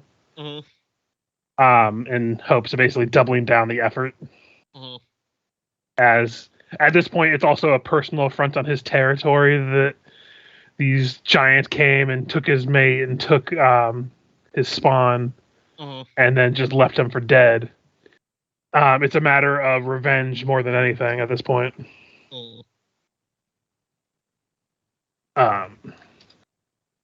But he is going to head out on his own kind of mini journey to try to track them and see if he can catch their scent, and if not, he's just going to return here without anything better to do. Well, may we meet again on top of a pile of dead giants. all the Yeah. bye. It's like a really eloquent and heartfelt separation, but from a Fix's perspective, it's just Gork in humanoid form going. Yeah. All you hear Gork when he does depart from the cave, though, is he's like, "If only giants actually tasted good." As it looks like they're departing, Fix would turn to Gork and say, "So do I get to ride your back on the way back to Turtleback Ferry too?" No. No. Oh, Walk. okay. Gork's not my name, by the way. Oh, what's your name? Well, Gork was just the first sound that the priests of Old One Eye heard me say when they met me for the first time. I didn't know how to talk at the time. My actual name is... But the closest translation in common is Granite Biter. Is what? Granite Biter. Granite Biter. Okay. And when I was a cub, I used to bite rocks. Just because I'm sure I'll butcher your name if I try pronouncing the proper one. I'll just stick with Granite Biter if that's okay. That's fine. Okay. You might make it, if you tried it in Bear, you might just turn it into a slur. Yeah, and definitely want to avoid that. Yeah, you don't want to call a bear a raccoon. It's just going to go downhill. The Fixer tries to say it. What did you say about my mother? Oh God, no! Bear form immediately. Yeah. We go to a zoo and she tries it and there's just some bear in the enclosure that like turns and squints. Enemies for life at that point. Yeah. But you all reconvene at the town and friendly neighborhood lizard taxi. I'm outside telling people that, there'll be more lizards coming to help. The uprising has begun. Yeah. How do you inform your tribe though? Have you done that yet? Yeah. They the were letter, gone. right? I said, the sending spell to lure Chow. Gotcha. Okay, just double checking because I remember we talked about it. I just couldn't remember what we had decided you did. Yeah, I'd prepared a sending thing. It's still, I could copy it over. Yeah, you can just send it to me in Skype, and I'll make sure to take it back in my notes. I probably wrote it down somewhere, but not. I love that this entire town, because we came here, is now surrounded by like weird shit. Because there's a wizard person saying more lizards will come, and then there's just Gork and a Fixa emerging from the forest, going, "It's okay, guys. I talked to the local bear population. They're aware of the situation now." And all these townsfolk are like, "What the fuck is going on?"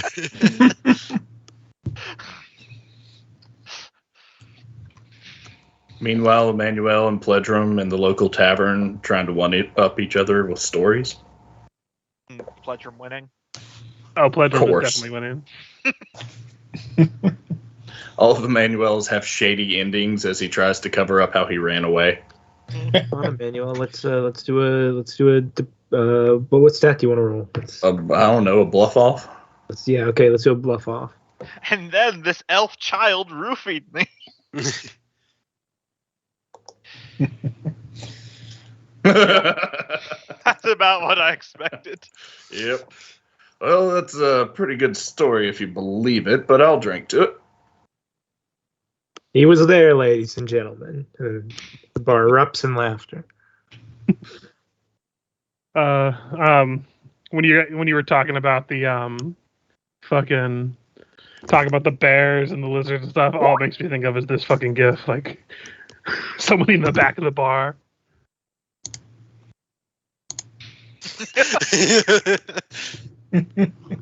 Like he's jamming to Pledrum, telling the story or singing a song about it or anything. And he's just like, he's hearing all this. He's like, what the fuck? Very nice. Takes off his wig. He's an ogre. I gotta go warn the guys. They're already dead. So yeah, go ahead and roll a teleport. D100. Fix would want to make sure that the bodies are in hand. Mm-hmm. Fellas, you hate to leave something behind. Mm-hmm. 19's no problem. Behind. You were already very familiar, so there was no chance of mishap. And Fix would have made sure to put sheets over, or basically cover the bodies so that they don't just pop in with a few dead bodies and a. Yeah, we pop into the orphanage. Hey, kids, you see a dead body? Check this out. It's the woman who took care of you. It was like your surrogate mother figure. I bet this is bringing up some memories. No, you see, I was thinking of Ace Ventura 2 when he hits the guy and knocks him unconscious. Do not pass go. Do not collect $200. Just making the face move while you're. Don't worry. She's got crescent rolls in her pockets. Come on, who's gonna tell? They're gonna tell their parents. Yeah. All right, Man, we jokes did out of the an way. entire evil campaign, and we never just pointlessly terrorized an orphanage. Do you guys realize that? Yeah, We have another evil campaign coming up eventually. Yeah. Although I have a feeling we'll be a lot worse our second time around. Well, I think the front for the second book, you had a front that was an orphanage, or at least I could remember. Because there was something about the orphanage there. No. You guys are what you're remembering is Richard's character Talon, who was the Shredder, because he said that he had like a medicine group that would induct disenfranchised youth and train them to be assassins and secrets. Gotcha. And then I made the joke about him basically being the Shredder. And then the next book, he went to a city and he wanted to train sewer-dwelling amphibians in the art of ninjutsu. Yep. God, I forgot about that. Man, I wish he would have stayed alive. Then we could have really had a Shredder on.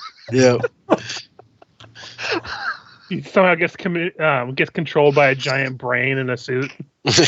I mean, spiked armor would have been no good for your build, unfortunately. Unfortunately, that would have been required some massive retooling. Which, if he had come back after his one spirit had been taken from him, I might have retooled, and that would have been great. So where are you teleporting into Sandpoint, Rish? Probably near, what was it, Shalalu's bar? Oh yeah, the Rusty Dragon Tavern. Oh yeah, the Rusty Dragon. So our head's to the temple, right? Oh shit! You just appear in the Rusty Dragon, and the bodies just kind of flop onto a table. Oh, I'm going to give a fortitude. Two most spent time in places. Yeah. I'm going to do a 4-2 save to see if I hurl from the teleportation. DC 15. Okay. You made it to hold it back. Almost got a natural one. I just punch a table. Okay. I'm good. Emmanuel looks around for the lady. Yeah, she was like mid wiping down the bars. You all appeared, and she just holds it like, I shouldn't be surprised about y'all teleporting in, but we're back. Is my room open? Oh yeah, the coffin's still in there. I know about the joke. Forrest, it smells awful in here. Oh, you got a door for you. Hold on, I'll fix him a drink. And she just starts preparing the hardest alcohol she can find. Yeah, he'll love that. Why do people keep calling me that? He's type of two-leg you are, I guess. Not really met too many. Fix will step back from that.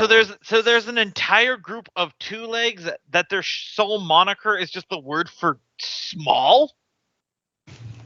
But I'm bigger than her. But think of it technically too.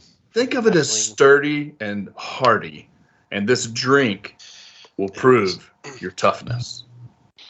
So as all this is kind of being discussed, Vix would step outside and bring her horse back into physical form and look around and Granite Biter, do you mind helping me load the remains on this so we don't have to awkwardly carry? No, he's got to drink this first. Yeah, sure. This smells like poison. I don't even smell any honey in this. I just drop it and it clatters to the ground and spills all over the place. I just walk over it. Amigo's like, hey! I mean, granted, that was like the most rotten stuff I had because that's usually what dwarves like, but still. Maybe mead's pretty good if you want to give that a shot one of these days, but later. No, I know what meat tastes like. Oh, okay. He said meat. You said meat. Yeah. All right. Time to haul these dead bodies up these stairs. Here we go. Amigo just turns to the three of you that are remaining. She's like, I guess we shouldn't break it to the fact that, there's also people called halflings in the world. So if you thought dwarves was bad. It's worth pointing out from her perspective, only Emmanuel and Rish are of the original party. Yeah, but she's also a bard and a barkeeper, so she's kind of just going with the flow of Paladin being there. Yeah, no, I get that. I just think it's funny. He's kind of a woodman person, so he's not very good in the towns. It's fun to see someone really out of their element. I mean, wait, if you teleported right into this room, has he even seen how big it is outside? If he's from a small area, this could shock him. Holy shit! And she On cue, we hear that from outside. She just kind of snaps her fingers and points to the door. She has that nod of called it. Sorry, you teed that one up perfectly, Richard. He's maybe good when I take the Magnamar. Anyway. So yes, there is more buildings than Gork has ever seen before, and they're all kind of tight together too. Start recounting the tale to Shalelu. Why does the air smell like salt? Because we're near the ocean. What's that? Really, really, really, really, really, really, really big pond. Like a lake? Yeah, really, really, really, really, really big lake. Hey, intelligence. I'm having a good time. We'll show you shortly. Once we I was going to just take him to the edge of the town and let him look out into the ocean and have him have an existential crisis. There is no edge. It all falls off. But yeah, so you all are the two of you are loading the bodies up to take to the church. Rish is recounting the tale to Amiko, who is kind of listening with rapt fascination. She does seem pretty brokenhearted about the fact that Lucilla died. Doesn't seem too taken aback from Gogmer, but she didn't really know him that well. She met him a little bit, and she kind of just took him at face value that he wasn't going to do anything crazy since you all vouched for him, but she hadn't done much involvement with him, so she doesn't have too much to say. Fix would, I imagine, just get done, helping or probably more supervising loading the horse. Yeah. Stepping back inside and realizing, oh shit, she forgot to talk to Emmanuel and Rish about whether or not to tell what happened to her. Too late. You come back we're in. Talking about the impending attack that's coming to Sandpoint. Yeah. You come back in. She's like, "You fucking died." Can we keep that on the down low for a little bit? I'm not entirely sure. Full on black woman head bob when she says this. You fucking died. A couple of snaps, a twist, and a kiss. Pretty much. Being here, is this just heavy-handed karma for the coffin thing? I think it might be. It's possible. I mean, nothing's happened to me. I'm fine. Oh no, you're just. I was part of it, and I had a great time with it. Emmanuel, you are a chump, but I love you for it. Well, on that note, I'd like to buy you your last drink. And then you start informing her about the impending attack. Yeah. And then she's like, okay, I'm not paid enough for this. Go talk to the sheriff and mayor. Shoo. And she's she pulls out a broom and starts swatting at Emmanuel. Go. But do you mind just keeping the Just whole get my room fixed. me being me on the down low for now? I don't know what direction I want to take this yet. Oh, fine. It's Afixa, not you the need a first code thing- name. It's not like the first person that's come back to life is someone else that I've covered up about. But yes, it's a good idea. We talk to the chief of tribe. We can't call you Afixa. We have to come up with a code name. How about Afixa? Yeah, I guess if we just went the next letter down, it'd be Fixa with an extra hard F. Or not Afixa? Dave. We should call him Dave. All right. Who's a him? I think he lost plot somewhere around the names. Davina. So as they're walking to the church, Fix is like panicking, like shit. Pseudonym. Hey, Fix it while you're panicking. It's you needed all the pieces of those dead bodies, right? Typically, well, I mean, not necessarily, but it's usually good if they're usually in one piece. Why? Who? What? Okay, it's good that I didn't lose any then. Yes. Wait, that was a possibility? Oh, God. They had been reposed. They're not going to, like, fall apart. Yeah, they've been preserved with those amulets, so they're fine in terms of Unless decomposing. you ate one. Yeah, but like hypothetically, if like a hand fell out of the wagon and I was trying to lift the dead body into it, and for some reason I thought it was stuck, and I didn't realize I was standing on the finger, and I just pulled harder. That would be an awkward Well, moment to just leave Fixa behind. believes you anyway with that roll. Yeah, Yeah, I know. Let's hope it was the halfling's body. So are you guys kind of splitting up where Gork and Fix are heading to the church while the rest of you are going to the mayor, or what y'all doing? I don't want to like force you guys in any position to do I what. had thought they'd gotten back at that point. No, they're just now leaving for the Yeah. church. We just finished loading up. They were loading the wagon while you were telling the story, and Okay. Yeah, she completely drafted me into being dead body hauling service. Then, yeah, we should probably go then. bring out your dad. We don't know when or where these giants are. This is true. We should inform the captain. Or the sheriff. What was his name again? Are you kidding me? You dealt with him so much. His name is Are You Kidding Me? That makes no sense.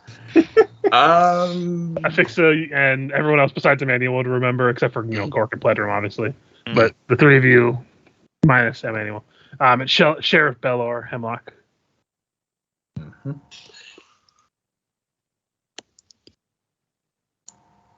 And then there was the mayor, which I have to go look her name up because I actually did forget her name. Lady not appearing in this episode. Mayor Deverin, sorry. I looked at the notes for Sandpoint, and it seems that they've all been deleted. We've Listen, got you Turtle little Fairy. But no, yeah, you return to head towards ironically the sheriff's place of business and the place where the captain's place of business are like right across the street, so it's very easy to head to the same place and have a little powwow. From before that though, Afixa, you take the bodies to the temple. Gork, this is the biggest building you've ever seen. That makes the other church that you saw look like a hovel. Mm-hmm. Like stepping in, it is very grand cathedral-esque, where it's like overarching, where it's just like massive. Just seems unnecessary. It's not even keeping the heat in. Oh yeah, it is very drafty. It's But pretty. yeah, Afixa, you do see Father Xantus talking with a few other of the clergy. Fix would kind of wave and basically flag him down and try to get him to come over. He comes over like, yes, my child. It's not often we get one of you folk on the surface, but how may I help you? Fix would look around. Is there anybody else within earshot? Not really. It's also enough commotion that it's not like people that are talking are going to be overheard long distances. There is like, as much as it is a temple, it's also a place of business for like caring for people who are sick and injured and stuff. So, Fix would say, "There's just come with me. We need to go around back to. There's been some fatalities." He's taken aback, but professional clergy, they know how to handle death. He doesn't know to the extent that this is, but yeah, he does keep the appearance of businesslike but still caring kind of composure. Yeah. Fix would make sure to reveal who the bodies are out of sight from everybody else, because gossip town, all that stuff.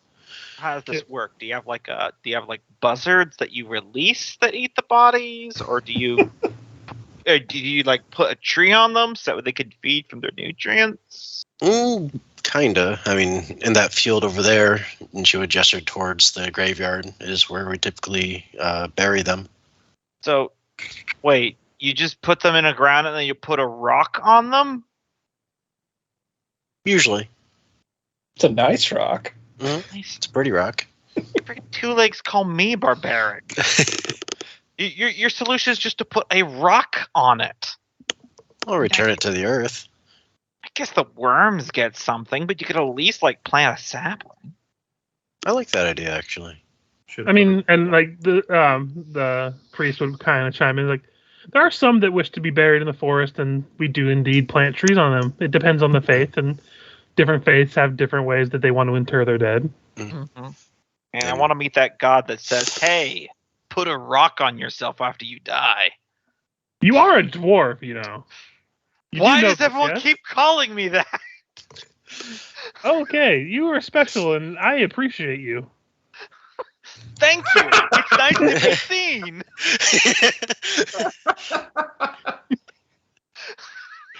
He does not know how to handle you, but he is trying to be nice.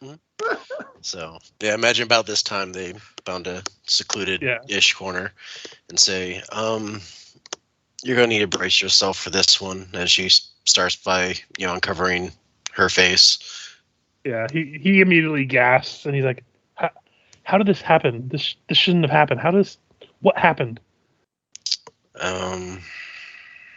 This is a long story, but you tell it in the first person. Yada yada yada. Yeah, a little bit of a yada yada, but kind of start off by saying, so I'm not sure which direction I want to go with this, but I know I could confide in you, Father Xanthus. I am her, reincarnated through a series of events, and then she goes into the whole story of everything. As you're talking to him, he does try to take you at face value, but he does ask you a couple questions that, again, only you would know. I'm not going to ask the questions or anything, but just to because he's trusting to a point, but there is that kind of okay, some person I've never met who is from the Underdark, to be fair. Yeah, for sure. Is just telling me she's a reincarnated person that I raised. But when he does get the answers he's looking for and probing for, he is understanding, and it's a mixture of sadness and relief that's on his face as you're talking and explaining things. Do you leave any details out about the whole situation, or? No, she'd have no reason to. He's like, after you kind of tell him, he's like, I am happy that you are not dead, though this is definitely a weird situation. I imagine the fact that you wanted to keep this so secretive is you don't wish to have everyone know about this? I don't know which way to go, to be honest, and I was hoping you could give me guidance, because, I mean, obviously, you were skeptical for obvious reasons, and understandably so. I don't know how that'd be taken here, and I just don't know, after all I've been through, how to leave things here. I don't know if I want this to be me being buried, or just a quiet burial and let them assume I'm here, I'm still out there alive, or that the whole complex thing of telling this whole reincarnation thing and what ones believe it and not, and yeah. So he basically is like, well, if you want, we can keep it between the clergymen and women here.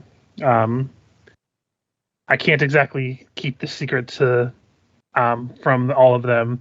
Mhm. They are more or less your brothers and sisters at this point, so they deserve Right. to at least know. It's true. But we are all trained to keep things secret. We can let you approach others as you wish in your own time, if you wish. I think that's probably the best for now.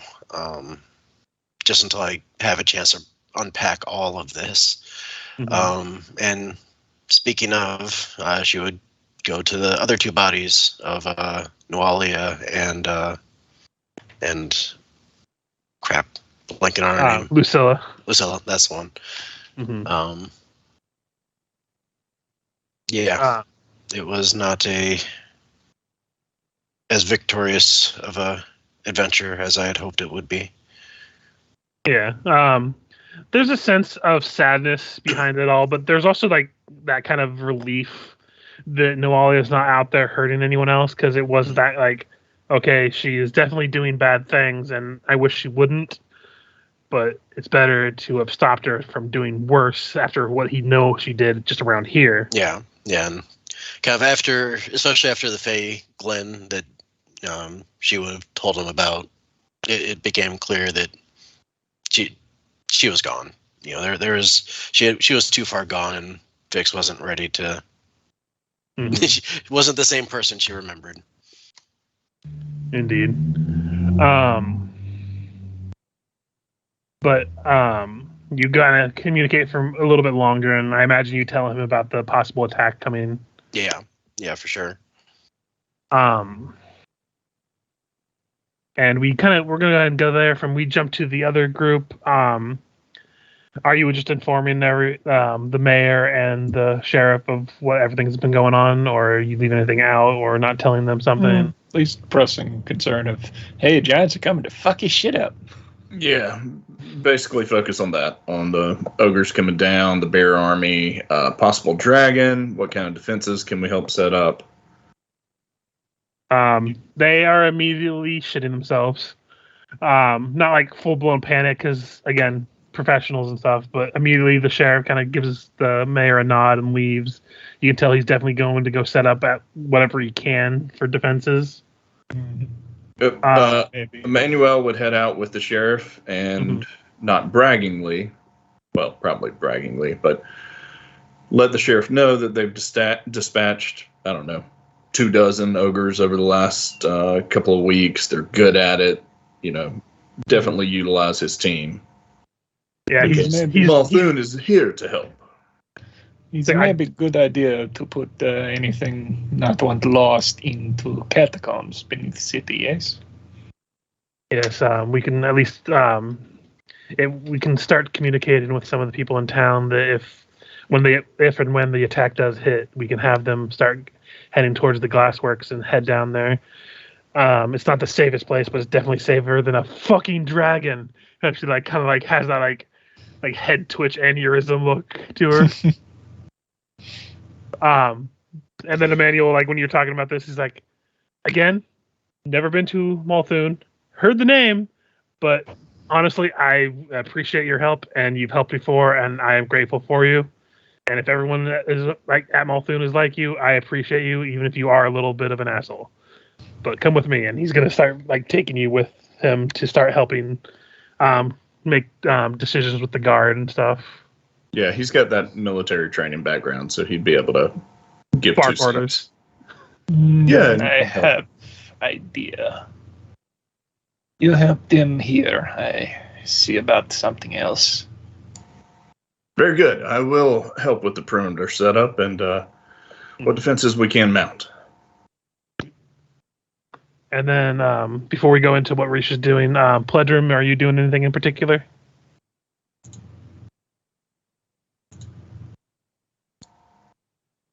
Does anyone need any support with like skills or anything? Can you have support with like skills and say with what you guys are doing? Yeah, did they have any siege weapons? This was probably too small, though. They do not, no. Okay. They only have one wall on the northern side of town. It's a 3.5 horse town. We took 2 of them earlier. Memory serves. I know we're not doing like a round table of stuff, but isn't there a forest north of Sandpoint? Yeah, can we see the Sandpoint map, or is that long gone? And no, I should have it. Let me just see if I can. And the Sandpoint regional map. We won't get bogged down into it. No, you're fine. This is part of the game, is trying to figure out how to deal with stuff. There we go. I don't have. This is the main map here. Actually, here, let me actually copy this, and I'll move you into the Sandpoint directly map, and I can make that a smaller map. Yeah, you can like cover that island to the north because we're not really going to be dealing with that. Okay. So Okay, that should give you a better look of the town, and I'll save my idea for when we are in character together because I don't want to speak out of character.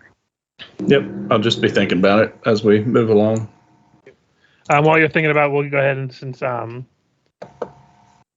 if you're not doing anything through the town other than kind of gathering with other people right now, we can go ahead and jump to what Reach is planning. Well, I've got one other 3rd level or one other 5th level spell. I hadn't really decided on, so I'm gonna go spend a minute, or I think it's 10 minutes if you didn't prep it beforehand, to prep another casting of teleport and head to Magnamar and see if I can't get an audience with the guy that sent us to investigate the fort. Mayor Haldmir, yeah. Mayor Have Horse Will Travel. Yes. As you teleport, I imagine you teleport. I picture you just teleporting right into the building that he saw you in last time. Well, it's 49, so yeah. Even on the lower settings. Yeah. This would be seen casually at least, so that would still be on target. So, you would be able to see him, and he would come to meet with you, having gotten letters from fucking Fort Rannick. I was like, I just received your letters a couple days ago about Fort Rannick. My, you people travel fast. He's no trick I learn. He's problem though, but you'll know of Fort Rannick, so not have to tell you that part. Well, searching for people to attack Rannick, we find out they are planning attack on Sandpoint. Is any way to send warriors help defend? Oh boy. And he starts conferring with like some aide that he has. Kind of asking questions in hushed tones and stuff, and they rush off. There's a lot of that like back and forth, like you have to wait for like an hour or two between like casual conversation and stuff before they return and inform him, and he talks to you about it's like, well, we can send some people. We have them out first thing in the morning to head that way. They should be able to get to Sandpoint in 2 days, day and a half if they really hoof it. It is good. We not know how soon attack is. Hopefully they will make it in time. If not, maybe they help rebuild. That is bleak.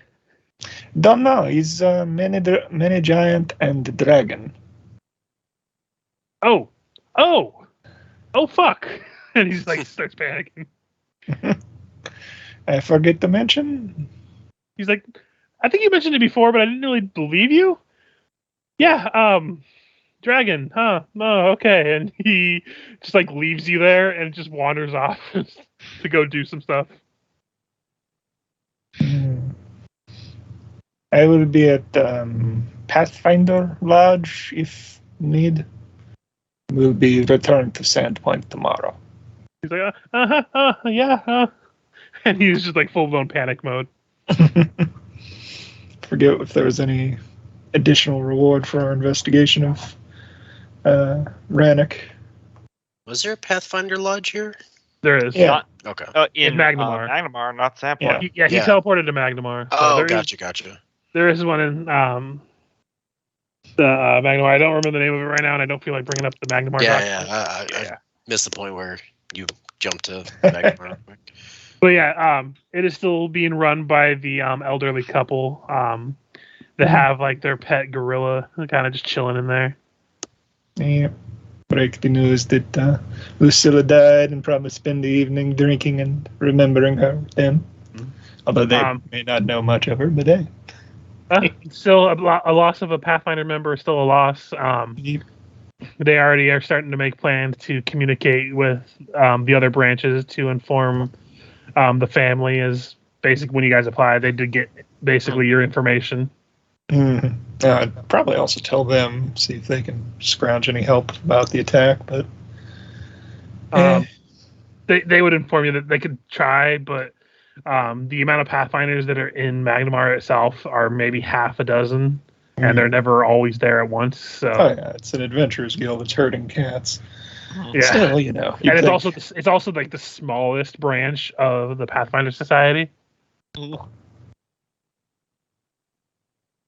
Still, who knows? It is going to get attacked, so it's probably going to need help rebuilding. Mm-hmm. Even but if they do promise to use some of their resources to at least get people to head to the town if there is an attack to at least try to help shore up whatever they can. I don't know if we went into it when we were here last, but I'm also going to see if they know anything about the well that was under the town. Is that, if I remember right, seems to be a reason they're attacking. The people on Magnamar do not. They didn't even know there was a well because the information that was shared from Sandpoint probably wouldn't have reached their ears. Because it's kind of at that point, since you guys uncovered it's been run by the government official people, and governments don't really like to send information to the Pathfinder Society that often. Yeah. I did look that up. They really do not like to share things with the society because a lot of countries think of them as basically an outside influence that is bad for them. Yeah, only Absalon is the only nation that's happy to have the Pathfinders around. Yeah, like the other ones else they do good work for what they do, but they basically just consider them like very loosely organized mercenaries. Especially since the Pathfinder Society has like 6 level 20 characters canonically in their ranks. That people that are like, so cool, there's this private organization that has people that could just casually topple a nation.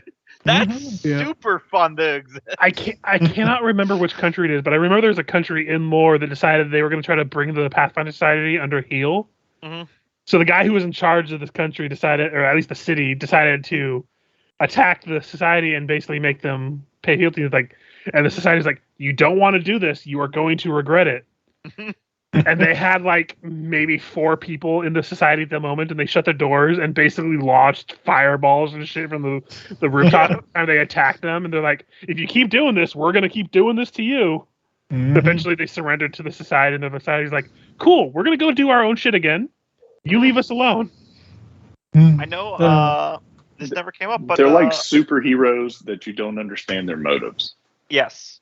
Also, never came up, but I did see on the wiki that Malthun considers Pathfinder Society an enemy of the state. Yep. Again, you need to know your motives. Anyway, Malthun is basically Cheliax's light, to be fair. It really is. It's like, if you had to choose between Cheliax and Malthun's technically better, but it's kind of splitting hairs in certain locations. Cheliax is less militaristic. It's kind of disrespectful. Less militaristic, but more demon worshipy or devil worshipy. Yeah, Malthun doesn't get down with the devils. They're good for anyone to join them who will help them overpower all of the rest of the world and their neighbors. So, anyone have anything that they want to continue doing for the rest of this day? Any plans you want to make to try to defend the town otherwise? I mean, this is basically could be a group powwow minus Reach at this point. But you can also wait until Reese gets back if you wish for the next day. How deep is the Turanderic River? Like, could a giant easily walk across it's it? maybe 15 feet deep in the lowest points. Like at least where the town's considered right here. So it's deep enough that you have to swim across it, but who knows for giants, depending on how big they are. Yeah, so you said deep, 15 feet in the lowest point, so it's Yeah. deeper than that in all the other points? No, at the lowest point, like it goes 15 feet deep, like in the center. But then its deepest point is shallower. 15 feet. Yeah, at least in the river directly connected. Like if it goes deeper in other parts of the river, but the parts that are next to the town aren't that's any gotta be deeper than that. difficult terrain at best for like a giant. Yeah, that's not going to slow them down that much. Yeah. At this point, most of what the guards are doing seem to be like shoring up like spikes on the outside of the gate, the wall here to the north, blocking things that they can with what little they have, like putting crates against things, like lying tripwire to kind of alert them if someone's coming too close from areas that they. Is this a significant ledge here? Not for a giant. Okay. Yeah, that's the problem. It'd be like a short step up. Yeah. So we're at this powwow, and Gork goes, "Okay.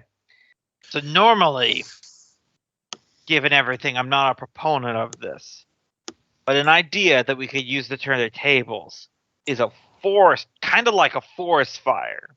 You see, a lot of the buildings in this, what do you call it, a town? Yes, town, are made of wood.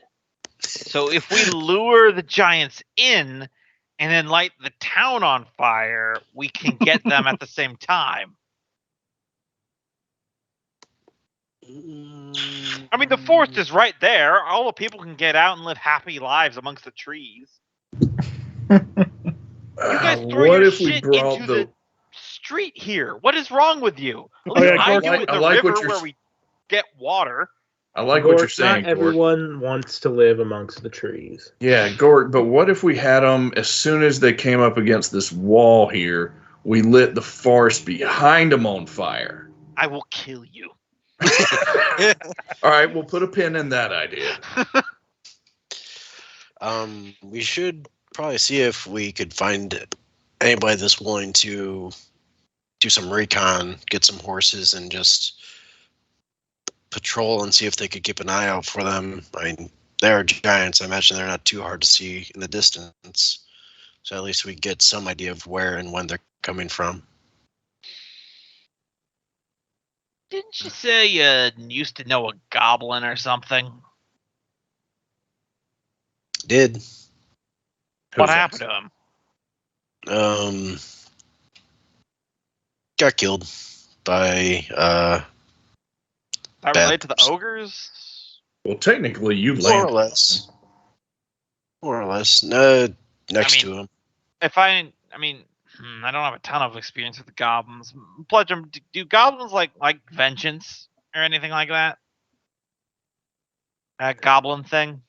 I think they're pretty petty, so vengeance sounds like Emmanuel, go. you were introduced as, his as a Gogmert's companion, right? So Oh, yeah. He took me to his tribe many times. Had me shown off. I think they greatly respect my abilities, but... Oh, so you think you could convince them to come join the fight? But why would we need them? I mean, Well- y'all remember fighting the goblins. They were... I mean, if a giant steps on enough of them, it'll probably slow them down with all the blood and gunk. Sure, I could ride up there and see if they want to come die down here. Does Emmanuel speak Goblin? No. No, not at all. He speaks one language, which is perfect common. Oh my god, do I speak more languages than you? Yes. Probably. I speak common, druidic, giant, and bear. Reach picked up Goblin a while back, but not there. It's just there right now. But yeah, Emmanuel, Plus, if I you don't wanted know to if go I- to try to communicate with the goblins, you're more than welcome to. Plus, I don't know if I even let that slip that I'd learned it to anyone. Yeah. Probably not. I could go see the goblins. I would have a little trouble communicating with them, and honestly, I'm not much of the salesman. I'm not sure exactly what I'd be selling them on coming to do. Fair point. A lot of Like meat their on the home's giant. directly in danger.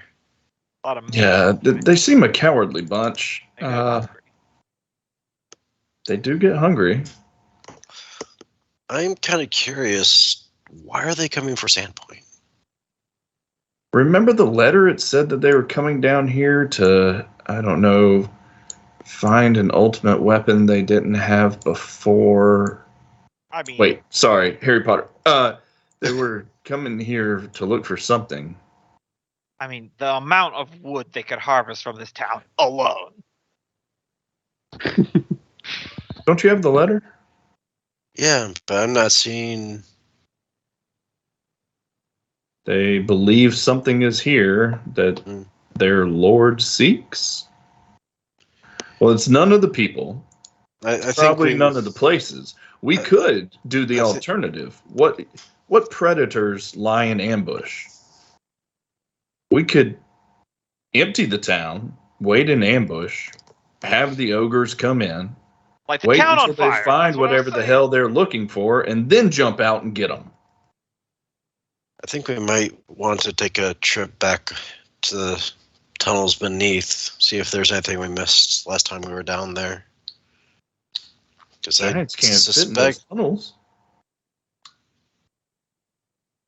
Can they? Didn't they say they have others? I mean, Tractimus. To save you kind of checking that, giants would not be able to fit in those tunnels Yeah. that you've been in.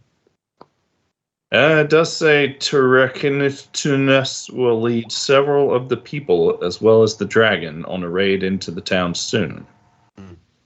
So, if they didn't meet any resistance until they got down into the tunnels, we'd have a better chance down there.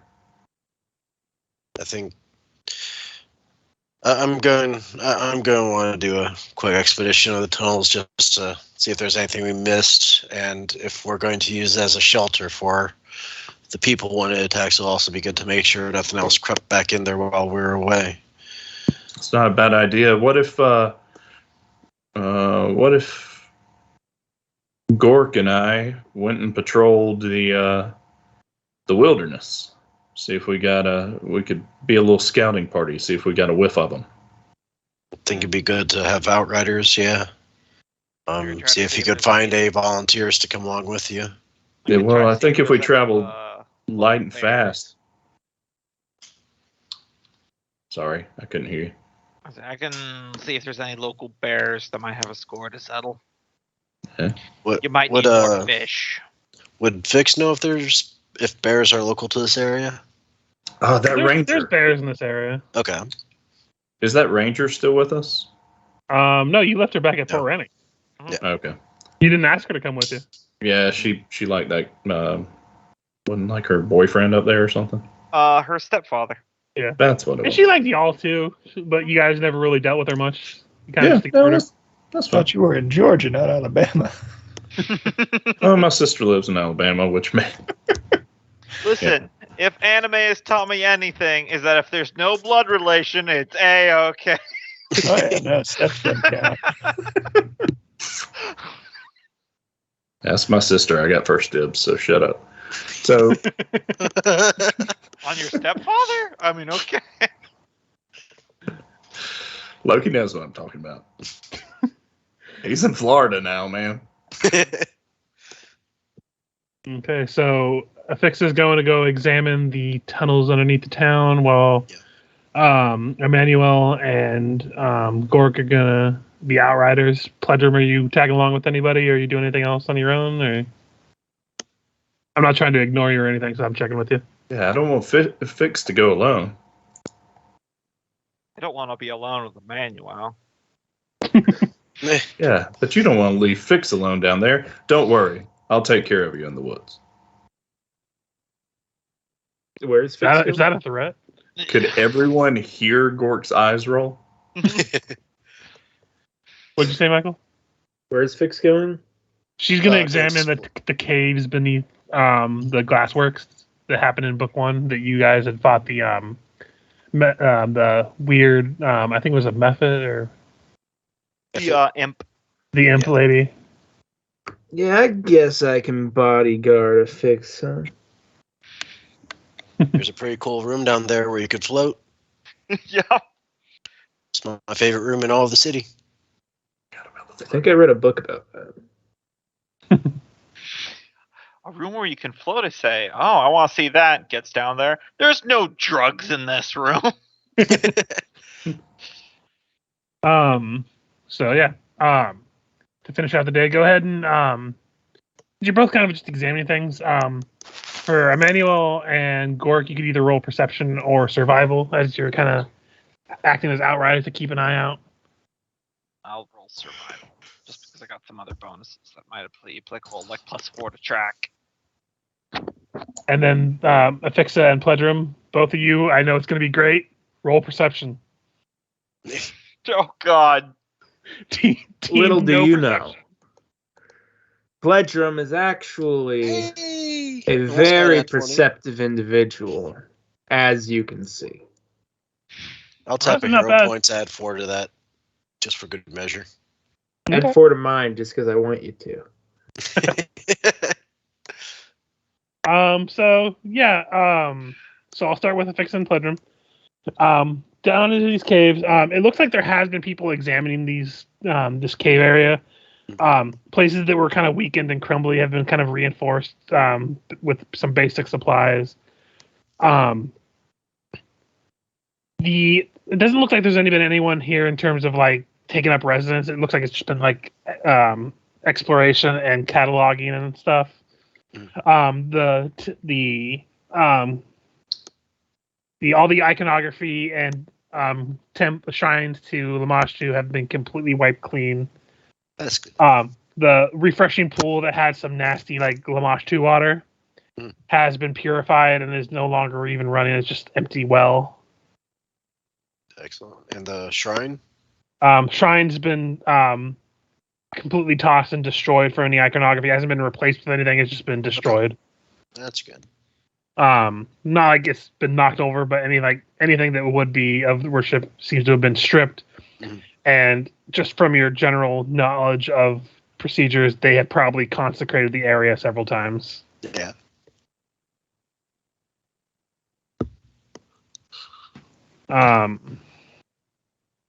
And yep, everything else is like right. The room itself to the floating room looks like it had been locked. But it has been left unlocked. There's like a lock that's been hanging off the hinges. Open it up. You have come to find out this seems to be a popular place for people who are examining this place to kind of hang out. As there's like a bunch of like free floating like research books and stuff kind of just hanging in here. Looks like somebody has been hanging out in your territory. Man, I wonder how many children were conceived in this room. More than one. Yeah. Or more than 0 at least. Fix will spend a few minutes flying in there because why the hell not? Some stress relief. Yep. So, this place is overall looking pretty safe, though. As safe as can be. It doesn't look like... It looks like there was giants. The worst they could do is if they spent a lot of time, they might be able to cause some cave-ins, but they wouldn't be able to just crawl down here and grab anybody. Hey, Philodrum, do you know... Is engineering part of your study? Hmm? Do you know much about engineering and structures and all that stuff? I can't say I really do. All right. Was just kind of curious how well this place would hold up to giants trampling around up above, but still might fare better than being up above with them. She'll give a shot at engineering, just see if there's any decent structural strong points where people could reside or need be. you would probably think what remains of where that the temple was down here, being as big as it is probably the more like how is it worked stone, so it might have fare better maybe. Okay.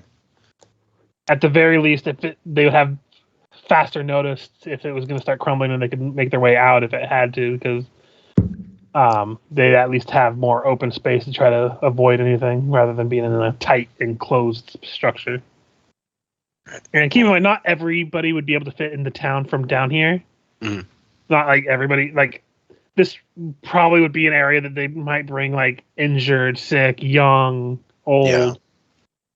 Yeah, and that's kind of the plan is, refuge for especially the young and medical crews. Okay. When Rish gets back, we'll have to see if she has any of her burning torches to spare. I think she has like 300 of them at this point. And then make as many as we need. Your friendly neighborhood torch dealer comes down in a trench coat. Hey kid, you want to buy some ever-burning torches? Just opens up and it's fire. So the two of you that are outside, how far out of the town do you go? Well, looking at the map, there's probably just some like the nearby like wood cropping, anything where we can get like some elevation so we can see. Because judging by the map up here, it looks like there's a rather large river there. So they're most likely going to need to ford that. You're talking about this river. You're like, I'm sorry. I was looking at the map up top. Yeah, you're talking about the river right there. Yeah. So, I mean, feel free to chime in, Cope, but I imagine somewhere around there. Yeah. If we get to a spot where we feel like it's a good lookout spot, I can fly for 10 minutes, essentially, with Sky Swim. And so I can go up to get, if there's a whole lot of open ground, I can go up and up and up to get as long a look as I can to see if we're going to be immediately attacked. But I kind of thought, maybe we ride out for a day or two until we pick up that they're coming and that we can come back and say, okay, they're going to be here in 3 days. I don't know. Up to you. What are you thinking? We also don't know exactly what direction they're coming from, so. I mean, we could just go south until we hit these mountains right here. That's like maybe a day or so out. I don't think we should go many. Or hold on, actually, it's only about a mile. Is that far? Yeah, I mean, we could ride along the top of these mountains, which would give us a good vantage in both directions. Yeah, this here, the Devil's Platter, is a large stone like plateau. So in terms of highest level elevation, you could travel through this road and get up there before the end of before it gets to sundown. And if you were looking for high vantage, you probably wouldn't get any better than there. Yeah, I guess just to overlook the farmlands then. Mm-hmm. Yeah, I'm good with that. Actually, as they're doing the scouting thing, Vix would realize, Felix, you up for scouting from above? So you finally ask the dragon to scout.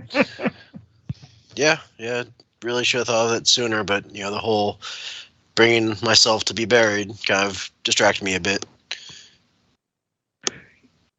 Very well.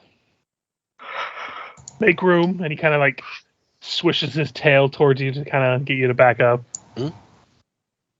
And they do turn into their dragon form.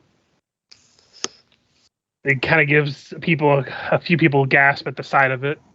Shit, the dragon's over Sandpoint. But as soon as the dragon's there, it's already flown off. Go ahead and make a perception check for Xerxes. That'll be a d20 plus 12 in his dragon form. All right.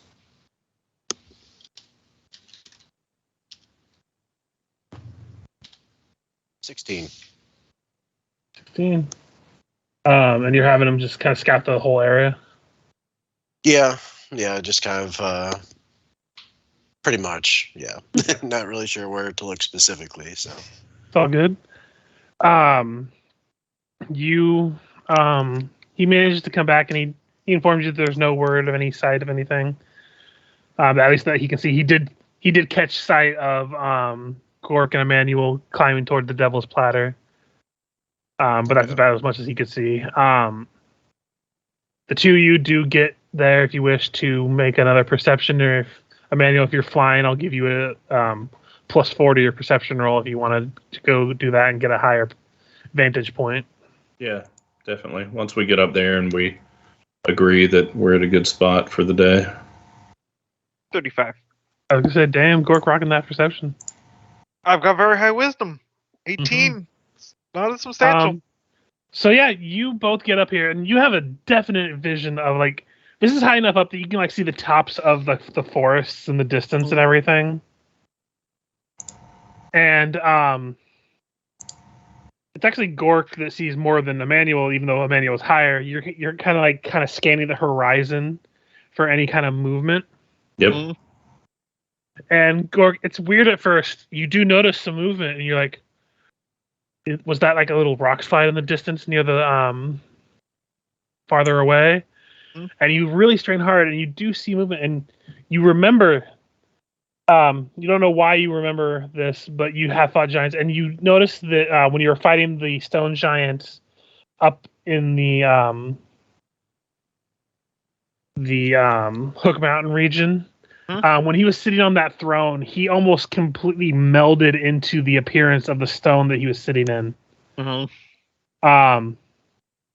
You are pretty sure that there are stone giants in the distance. They might. If they're pushing it through the night, they might get to Sandpoint by daybreak. Are they like on the plateau with us? No. Okay. They're off this map because this map here, like 2 miles is about the same. Flat terrain, I believe 3 miles is the horizon. I think it might be pulling your bigger map down here. Okay, yeah. So either way, yeah, they'll get here maybe. They're gonna basically like get there by daybreak if they if you can kind of plan for how they're going to be moving about. You don't know how many there are. They're too far out to see much. Do we know which direction they'll be coming from? Either the north side of the Devil's Plateau or the south side? With those perception rolls, the ones you see are down this road, down this way. Okay. So they will be going the ones you can see moving seem to be moving between like different outcroppings of rock. It doesn't look like they're trying to approach fast, which is why that they're probably going to be there at daybreak, you can imagine. Like you're staying there for like a good 10, 20 minutes to see them move, and they're going very back and forth. So it doesn't look like they're trying to make a beeline, which means they would be there faster. All right. They're definitely using the terrain of the rocky areas here to their advantage. I'll head back and let them know you want to stay here and keep an eye on them. Come back and tell us if anything changes, or what's your plan? We need more teeth and claws helping us out. If I can see them from here, then that means there's a lot of giants. There's a big dinosaur shark that lives in this lake. If we can lure them next to that lake, the Jurassic Park will be completed. They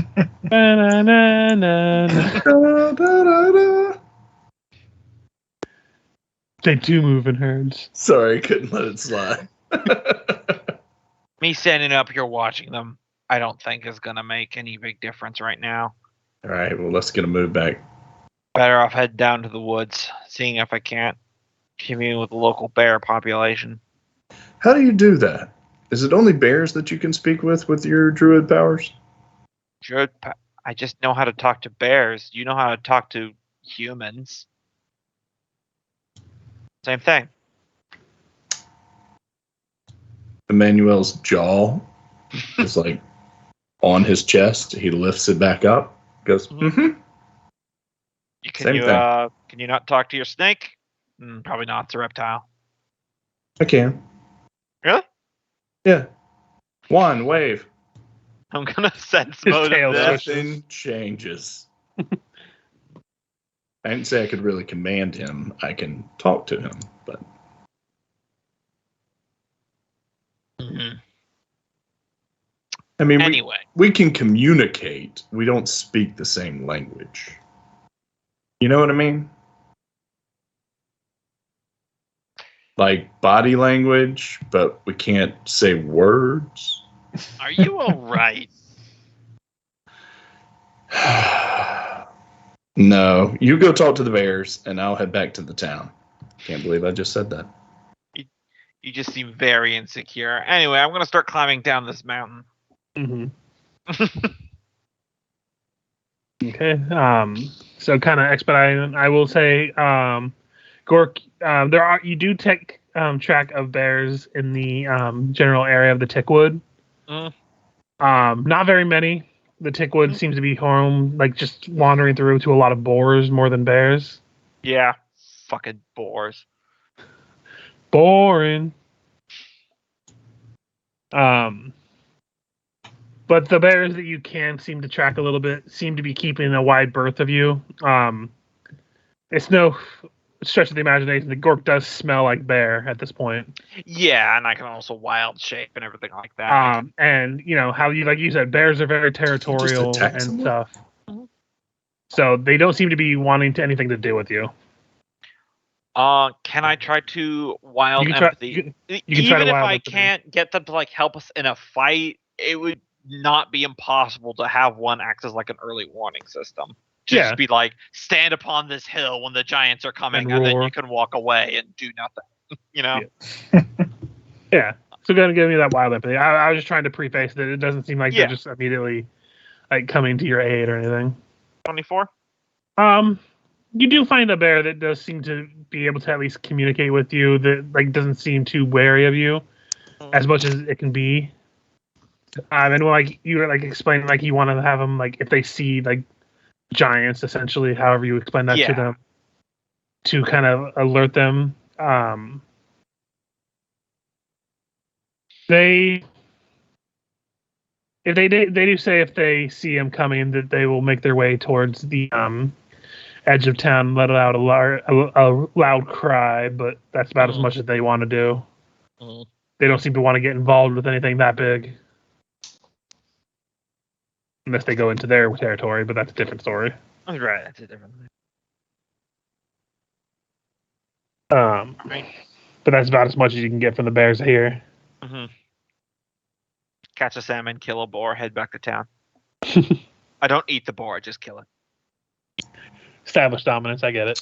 Oh, God.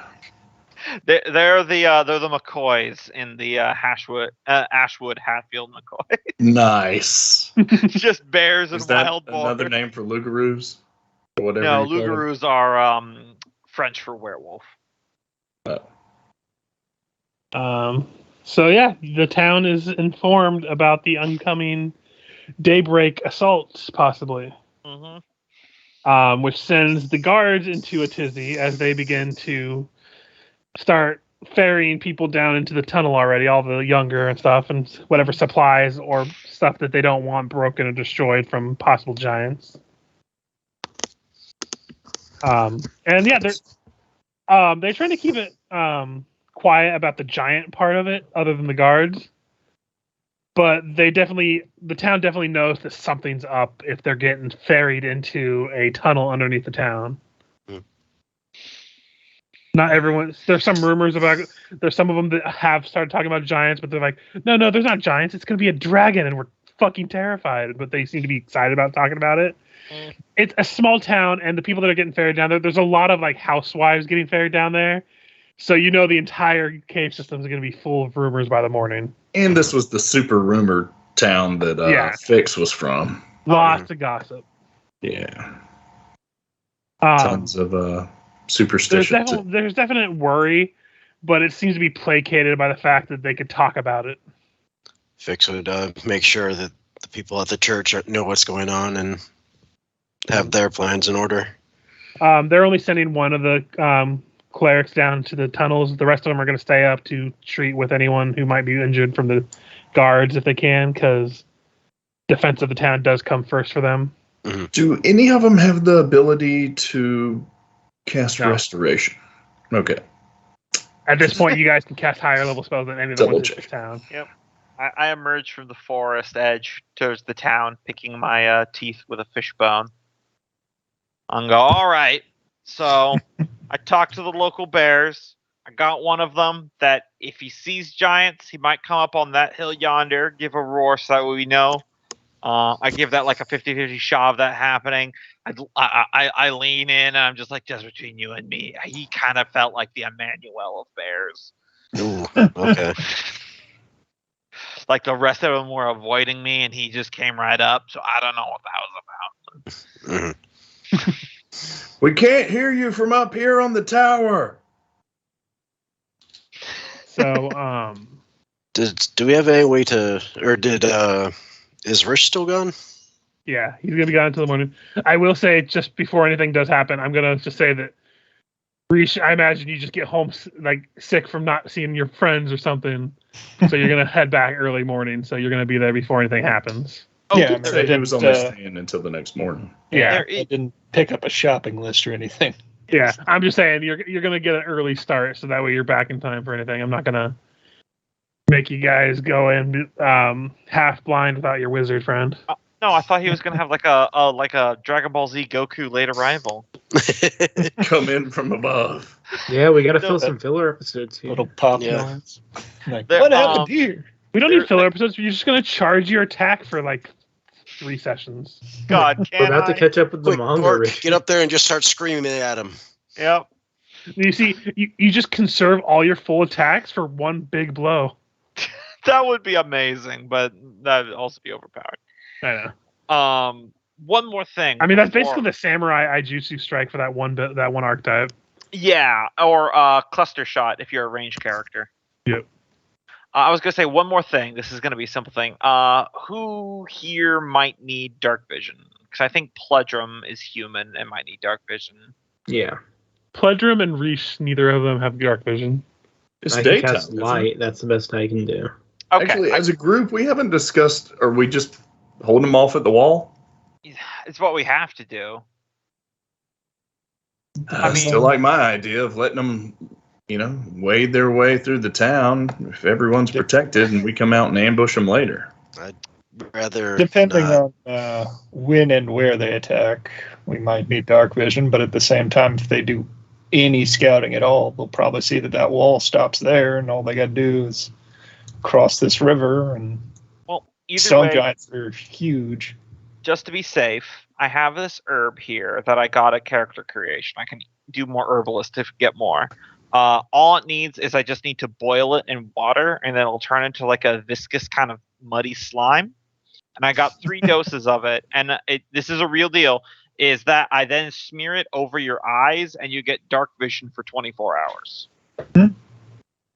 Could we have the villagers hide along this side of the street, and if they see them coming through the water, light this side of the street on fire?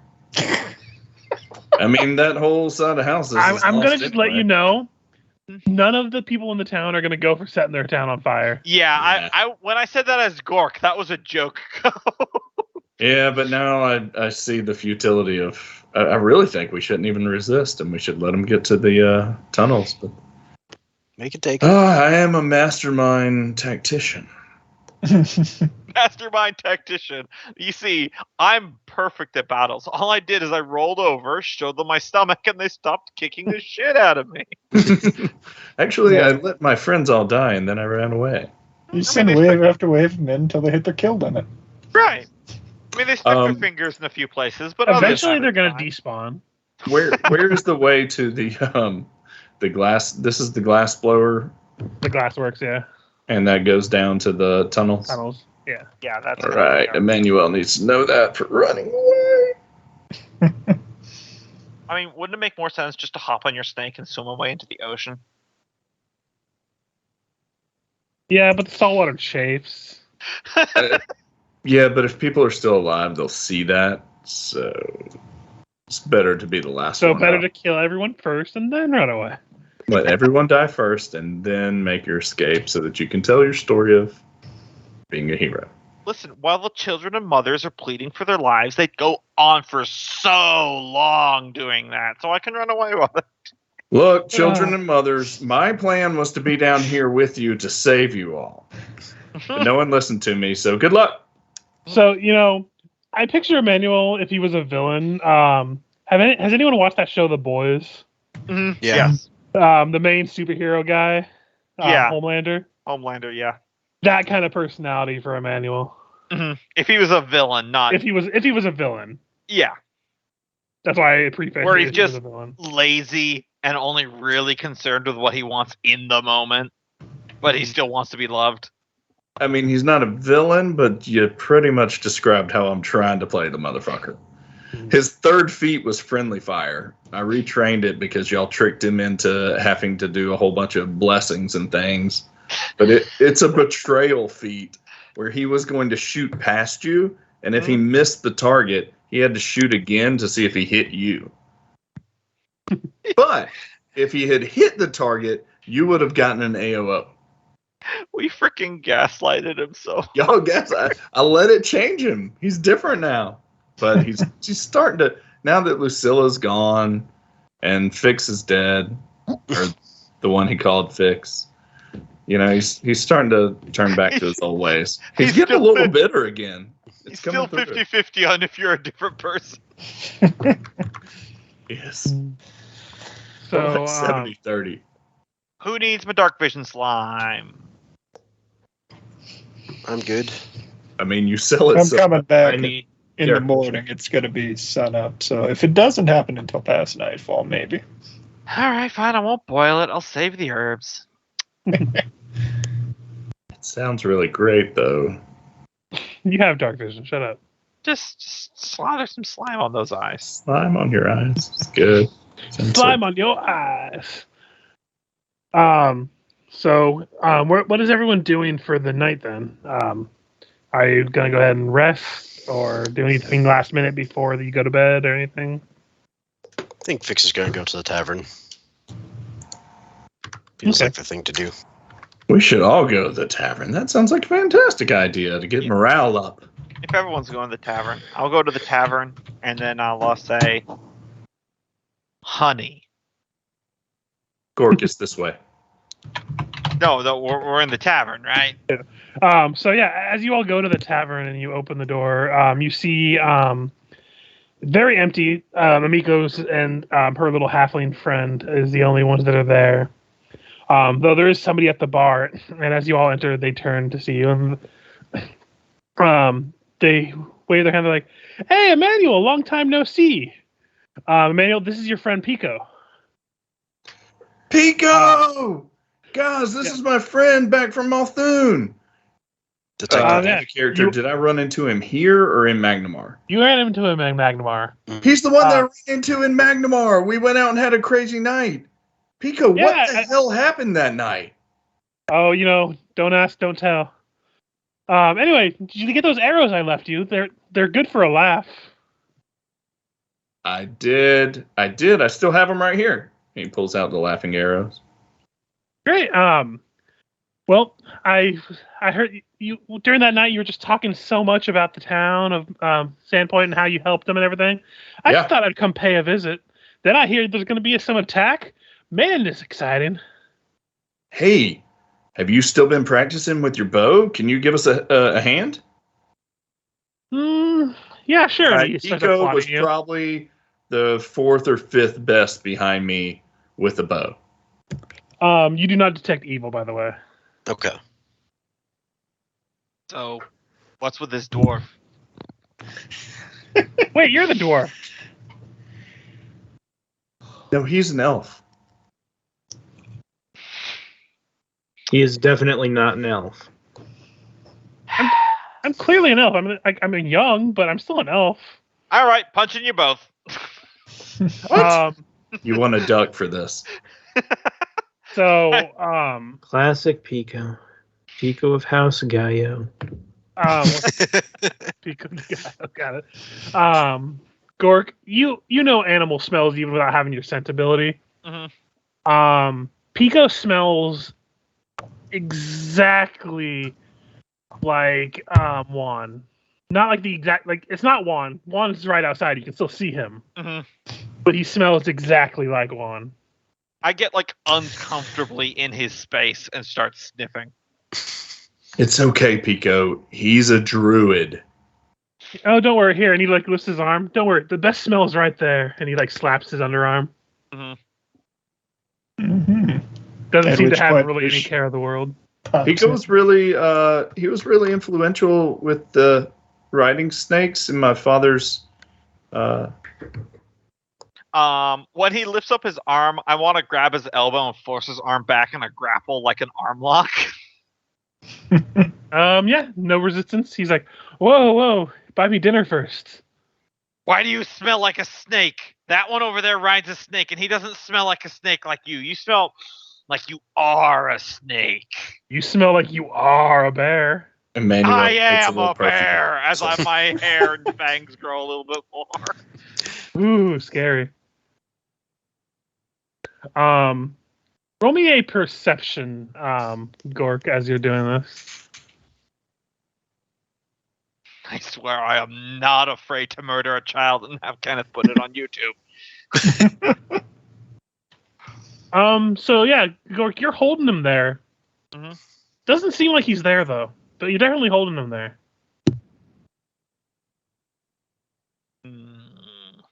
Something definitely seems tricksy about him. I spit on his forehead. You spit on his forehead.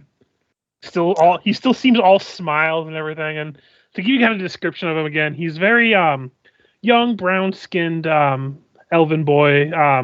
Looks to be maybe 13, but it's kind of hard to tell how old elves are. Wait a minute. He's only black-haired. 13? Well, How he old was was he when I was 13. friends with him? He was 13 when you were 13, but the thing is, you got older because you're a human, or at least in an ASMR, you age mostly normally up to like adulthood. Okay. But he's an elf. You've never seen him other than what he looked like this. But yeah, he's wearing a simple woolen vest that's dyed bright green and yellow, and it's decorated with images of llamas, snakes, and tree frogs. Sledgerum! Sledgerum! Yeah? You know about magic things or whatever? He smells like a snake and he's here, but he's also not here. Huh. Fix would lean over to what's the Marek, no, I don't know why. Amico. Lately?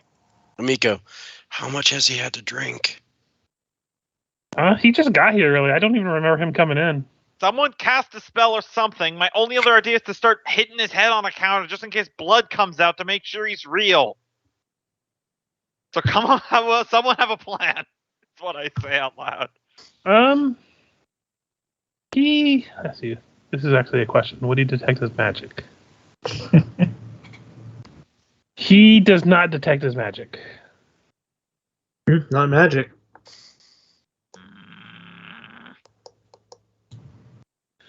Come What the hell's now. going on? A dwarf like you of the forest, you shouldn't be harming me just because I smell like a snake. Snakes are fine. They're wild. They're, always good for a lark. I used prestidigitation to clean him of the snake smell. It's better. Definitely doesn't smell as strong, Gork. But What do you mean he's here but he's not here? it's just a sense that Gork has, like with his more animalistic senses. He seems there's something definitely seems off about Pico. Like, can you let me up now? I'm not doing anything. I'm just minding my own business. Thought I'd say hi to a friend. What are you? My name's Pico. But what are you? Every single sense I have is going nuts right now, telling me that there's something that's off about you, and I don't like it. Like, I'm just, small little elven child. I mean, Gork, that's called racism. Uh-oh. The investigator found the missized room. But yeah, he's just all smiles. He's just waiting to be let up. He's like, I'm not doing anything. At this point, you're just assaulting somebody for just existing. Yeah, Gork, I do come that. on. You're kind of out of your woods here. There are a lot of things you haven't been around before. Yeah, why don't you go back to Ashwood? I mean, you'd probably be happy there. Ah!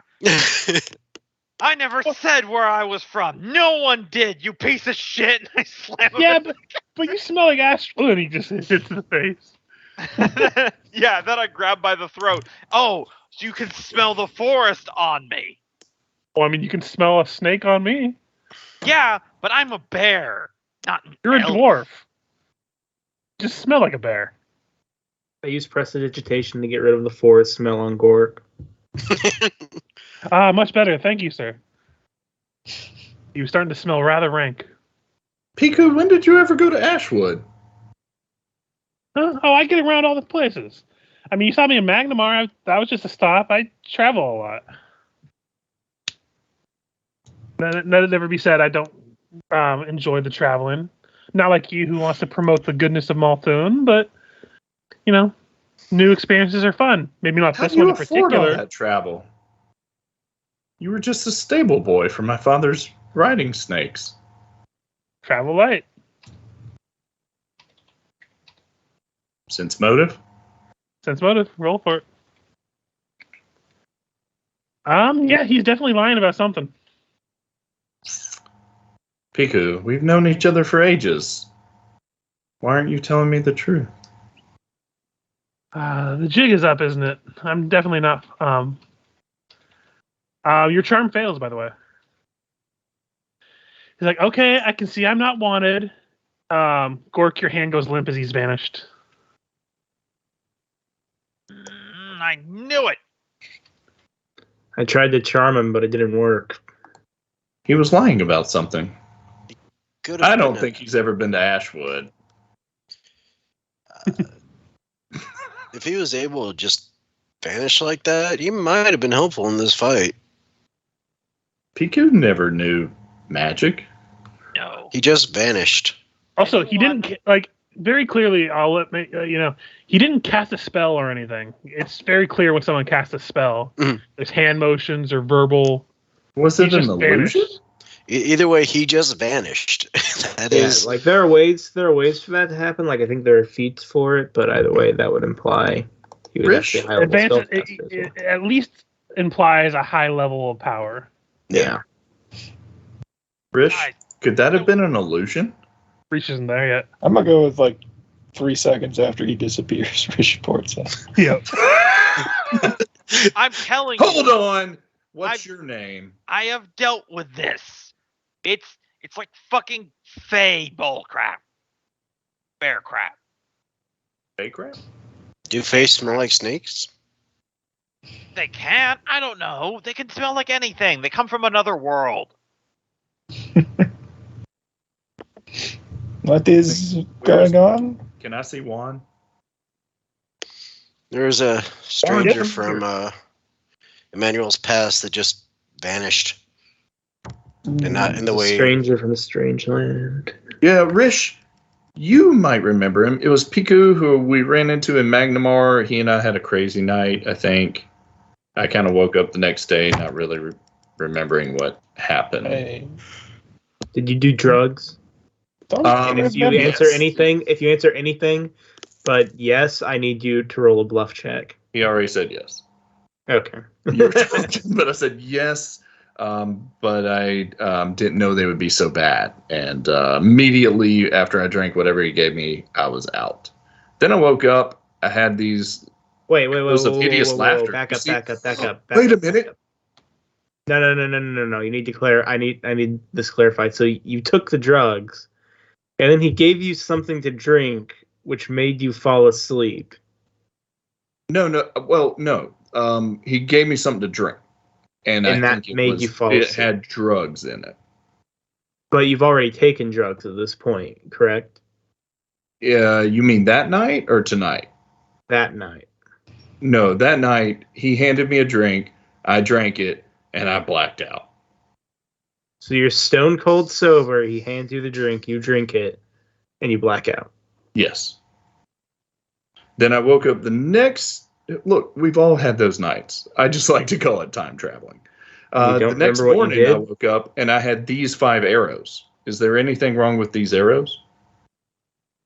I think there's something wrong with your brain that someone gave you something that made you immediately black out, and you seem to act like that's fine. Like, I'm from the woods, and that raises some problems for me.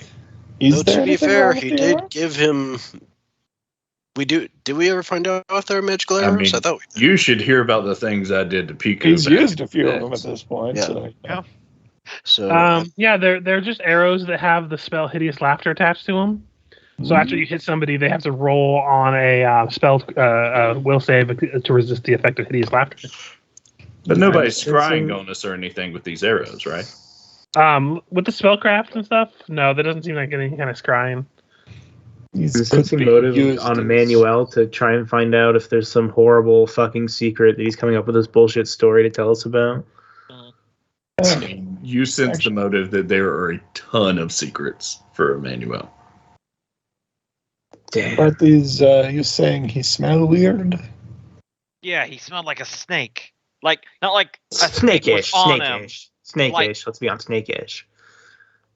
What if he's a dragon? I don't know what dragons smell like. You?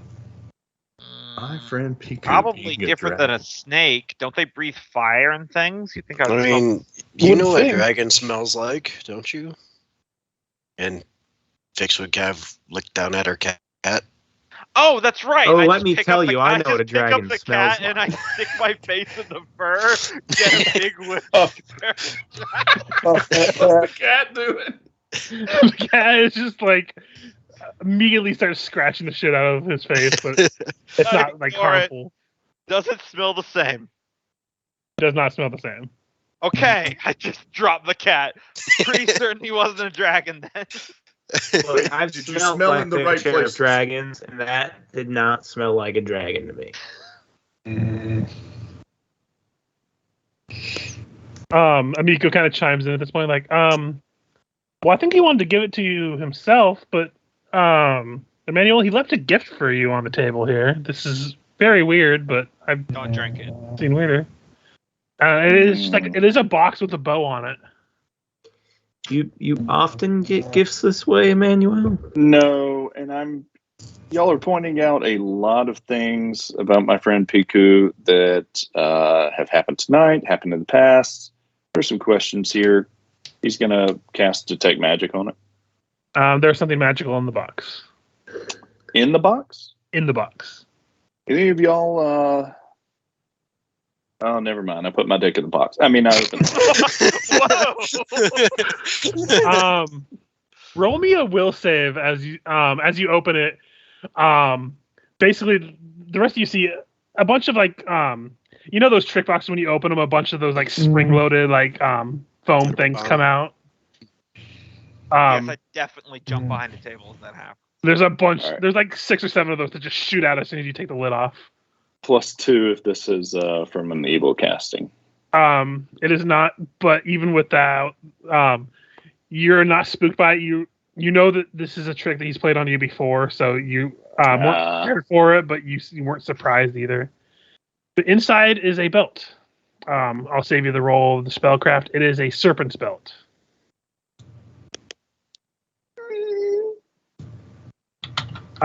It's a +4 on saves against poisons, +2 on escape artist checks, and once per day on command. That belt can be animated as a constrictor or venomous snake that obeys your command. That's right, I gave you another snake, as if I'm not enough of a masochist. Rish, with all the odd things about Piku, could you double check this and make sure it is not cursed, poisoned? Oh god, are we the bad guys? You never read many stories about the good guys using snakes.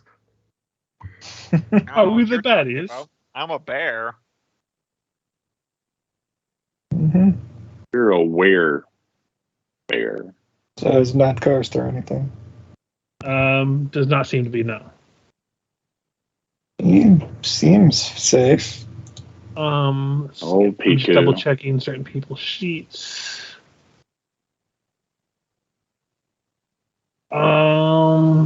Actually, Boone. Reese, go ahead and roll me a d20 real quick. Mm-hmm. 19. 19, damn. I was going to withhold some information here if you got lower than that, but that's a 19.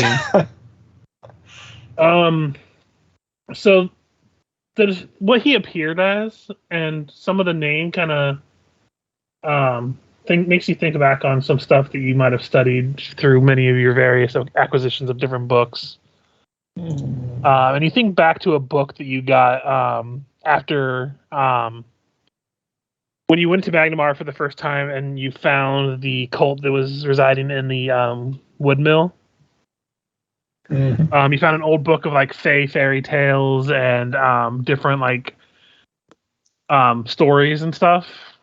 In particular, there was one story about a imperial lord that was delights in jokes and surprises. And you don't really know much about it, but you do remember the name kind of reminds you of it. And you look through the pages and you find the name Pico Perry written there with the description of just what I said. He enjoys playing pranks and delighting people. And often appears as an elven boy. He's Fey Lord, maybe. Just lay the book down on the table for anyone to look at. Mm-hmm. Told you. So you're saying my friend Piku met a Fey Lord? I told you guys. The nose knows. Can I have everyone just roll me a wisdom check real quick? Yeah, sure. Wisdom save? You can do a will wisdom check, save. I got you.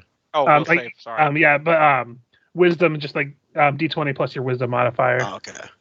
Another 19. 16, not as good. So Rish, you're starting to put some 2 and 2 together. He seems to be paying a lot of attention to Emmanuel.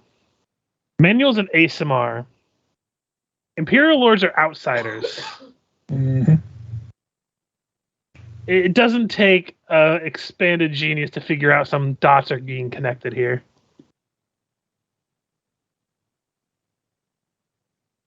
Emmanuel, even with that roll, I picture Emmanuel not really connecting those dots at all. I was going to say, out of character, I'm not putting the dots together, so.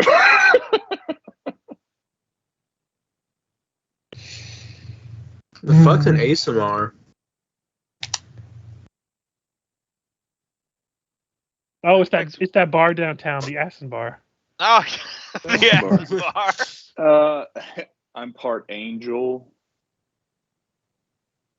It does concern me that the line about the rot. No, what's it really? Snake's Not tail like and liar's that bullshit. breath. No, what does that actually mean?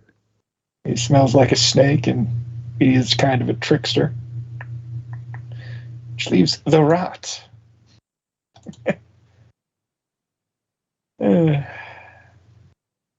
Yeah, but I only just found out that I was part angel, so I don't know how that would affect Piku, who's been around me all my life. Just how would he have a known very that I was slow So like your dad fucked an angel, or your mom or your mom, which your parents an angel?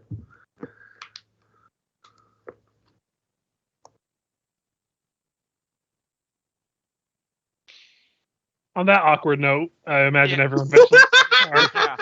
Yeah. No, Mama Blackclaw told me about something with this. How there's some 2 legs that are like part fire because their father humped a campfire.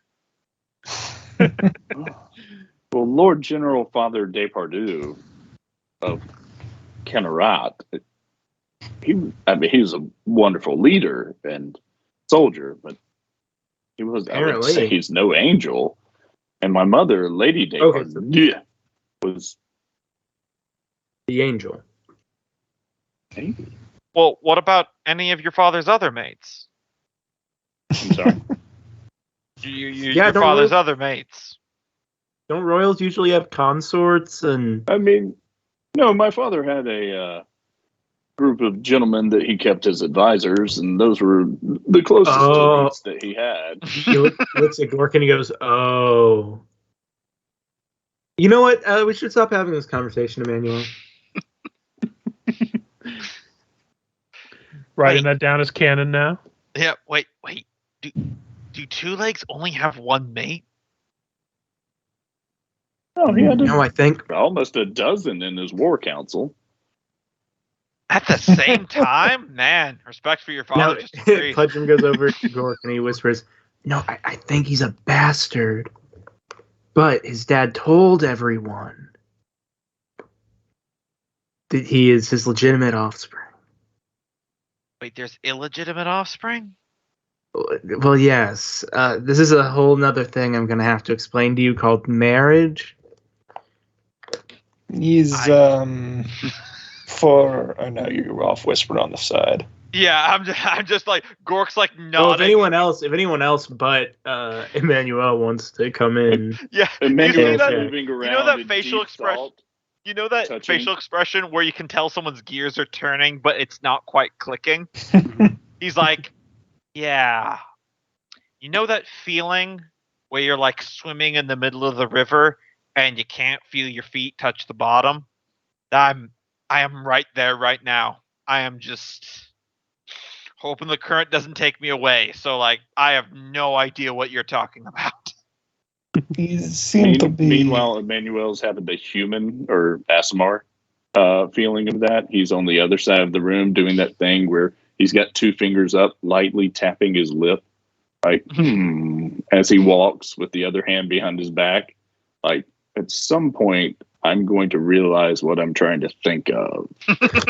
Did your general father have any consorts that maybe looked like you a little?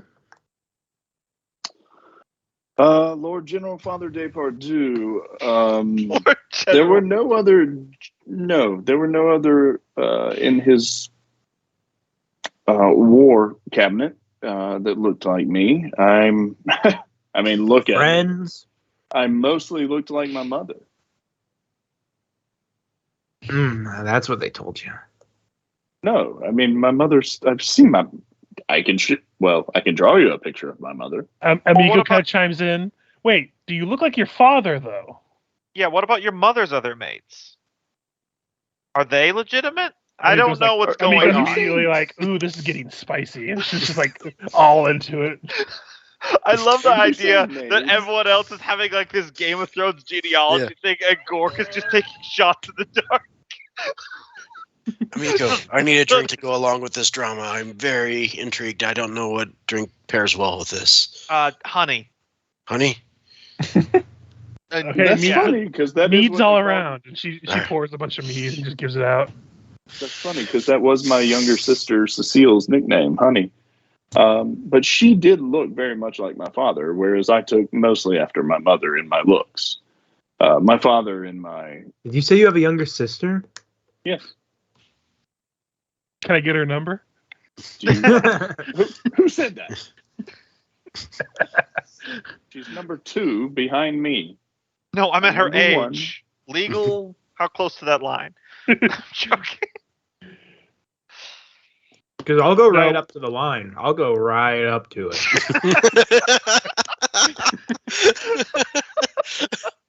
So that's about as good a time as any there. We kind of ad-libbed that this is in the morning since Risha arrived. Yeah. Yeah. As you hear a bear's roar in the distance. Oh, I'm going to have to put those meads on your tab, boys. It sounds like something's about to happen. Okay, I'll figure out what a legitimate air is. Wait, is what we're breathing right now legitimate air? Technically, yes. What the Okay. hell's he talking about? Okay, I He's I'm telling. It's time for war, boys. Everyone to the wall Yes. in front of me. I'm telling you, you two legs, you can see a rock, and I say it's a rock, and the rest of you say it's like 8 different things. I'm just trying to understand. He's different Manuel, type I'm of sorry, rock, just going to have but, to explain to me that your dad's not an angel. And your mom's not an angel, but somehow you're half angel. Sorry, I'm not a half angel. I'm an angel. I'm part angel. And apparently these things come to those who Wait, are like blessed how by much? the gods. Wait, how much? I love that we're having this conversation where we're like strapping on armor and weapons. Like the fate of the town is in line, but we're Look, really the focused bird on that- this. It's like the Avengers Turned talking about into the- shawarma. A bird that turned into the fancy genie didn't tell me how much of an angel I am. He just told me that I was as much an angel as my past companion, Afixa. Yeah, I'm sure if you go back turns far into a enough, fancy everyone's a genie. little bit angel. Well, Yeah, my great grandma's a Shawanti princess. Is she? Maybe. does she happen to want to work for the army of Malthun? I just think this whole angel thing's bullshit now. I was willing to believe you at first because the crazier things have happened. I'm calling you on this one, Emmanuel. All this It's talking okay. is happening while It's you're all okay in a if you light don't believe- jog. Look, Yeah. those of us who are divine have had to deal with disbelievers all of our lives, myself included. I never believed I was an angel. Wait, but what was that thing about a coffin in your room? What's a coffin and why was it in your room? Let's just let that be water under the bridge. Okay, I know what those are. Okay. Okay. I'm getting Excellent. there. Then you know they're in the past. They're long gone. Nothing for you Wait. to worry about. But I saw a bridge just right over the. You know what? I'm just gonna kill some giants. Let's kill some giants. I'm gonna let this be, and I'm gonna go kill some giants. I don't need this headache before they start screaming at me. I don't even remember what we were talking about. I don't know. Something about your mom having a different mate other than your dad. That makes you different or special. I don't know. Wait, when you say mate, you're not saying friend. Are you saying like a Yes, of breeding ability. Rutting. As you're having this conversation, this is like you're climbing on top of the wall, and you see a bunch of guards being like, "The fuck are they talking about?" except Emmanuel just stopped in the middle of the ladder. But those of you on the top, you look out and you don't see anything at first before you slowly begin to see some heads rise over the little hill. And you see 3 giants beginning to make their ascent. They're about 100 feet beyond the wall by the time you get full view of them as they emerge from the tree lines and behind rocks that they seem to have just blended into. And I think that's as good as part as any to kind of leave off there as you begin to see these giants make their way out. Mhm. It's right around the time, and it's segued into a nice ending there. Yep. Are you foreshadowing that we're going to have a fight? Oh, no, not just a fight. I fully expect these Whoa. stone giants to saunter up to the wall, lean an elbow on the wall, and go, "Okay, so I've been thinking it out. Maybe Emmanuel's mother."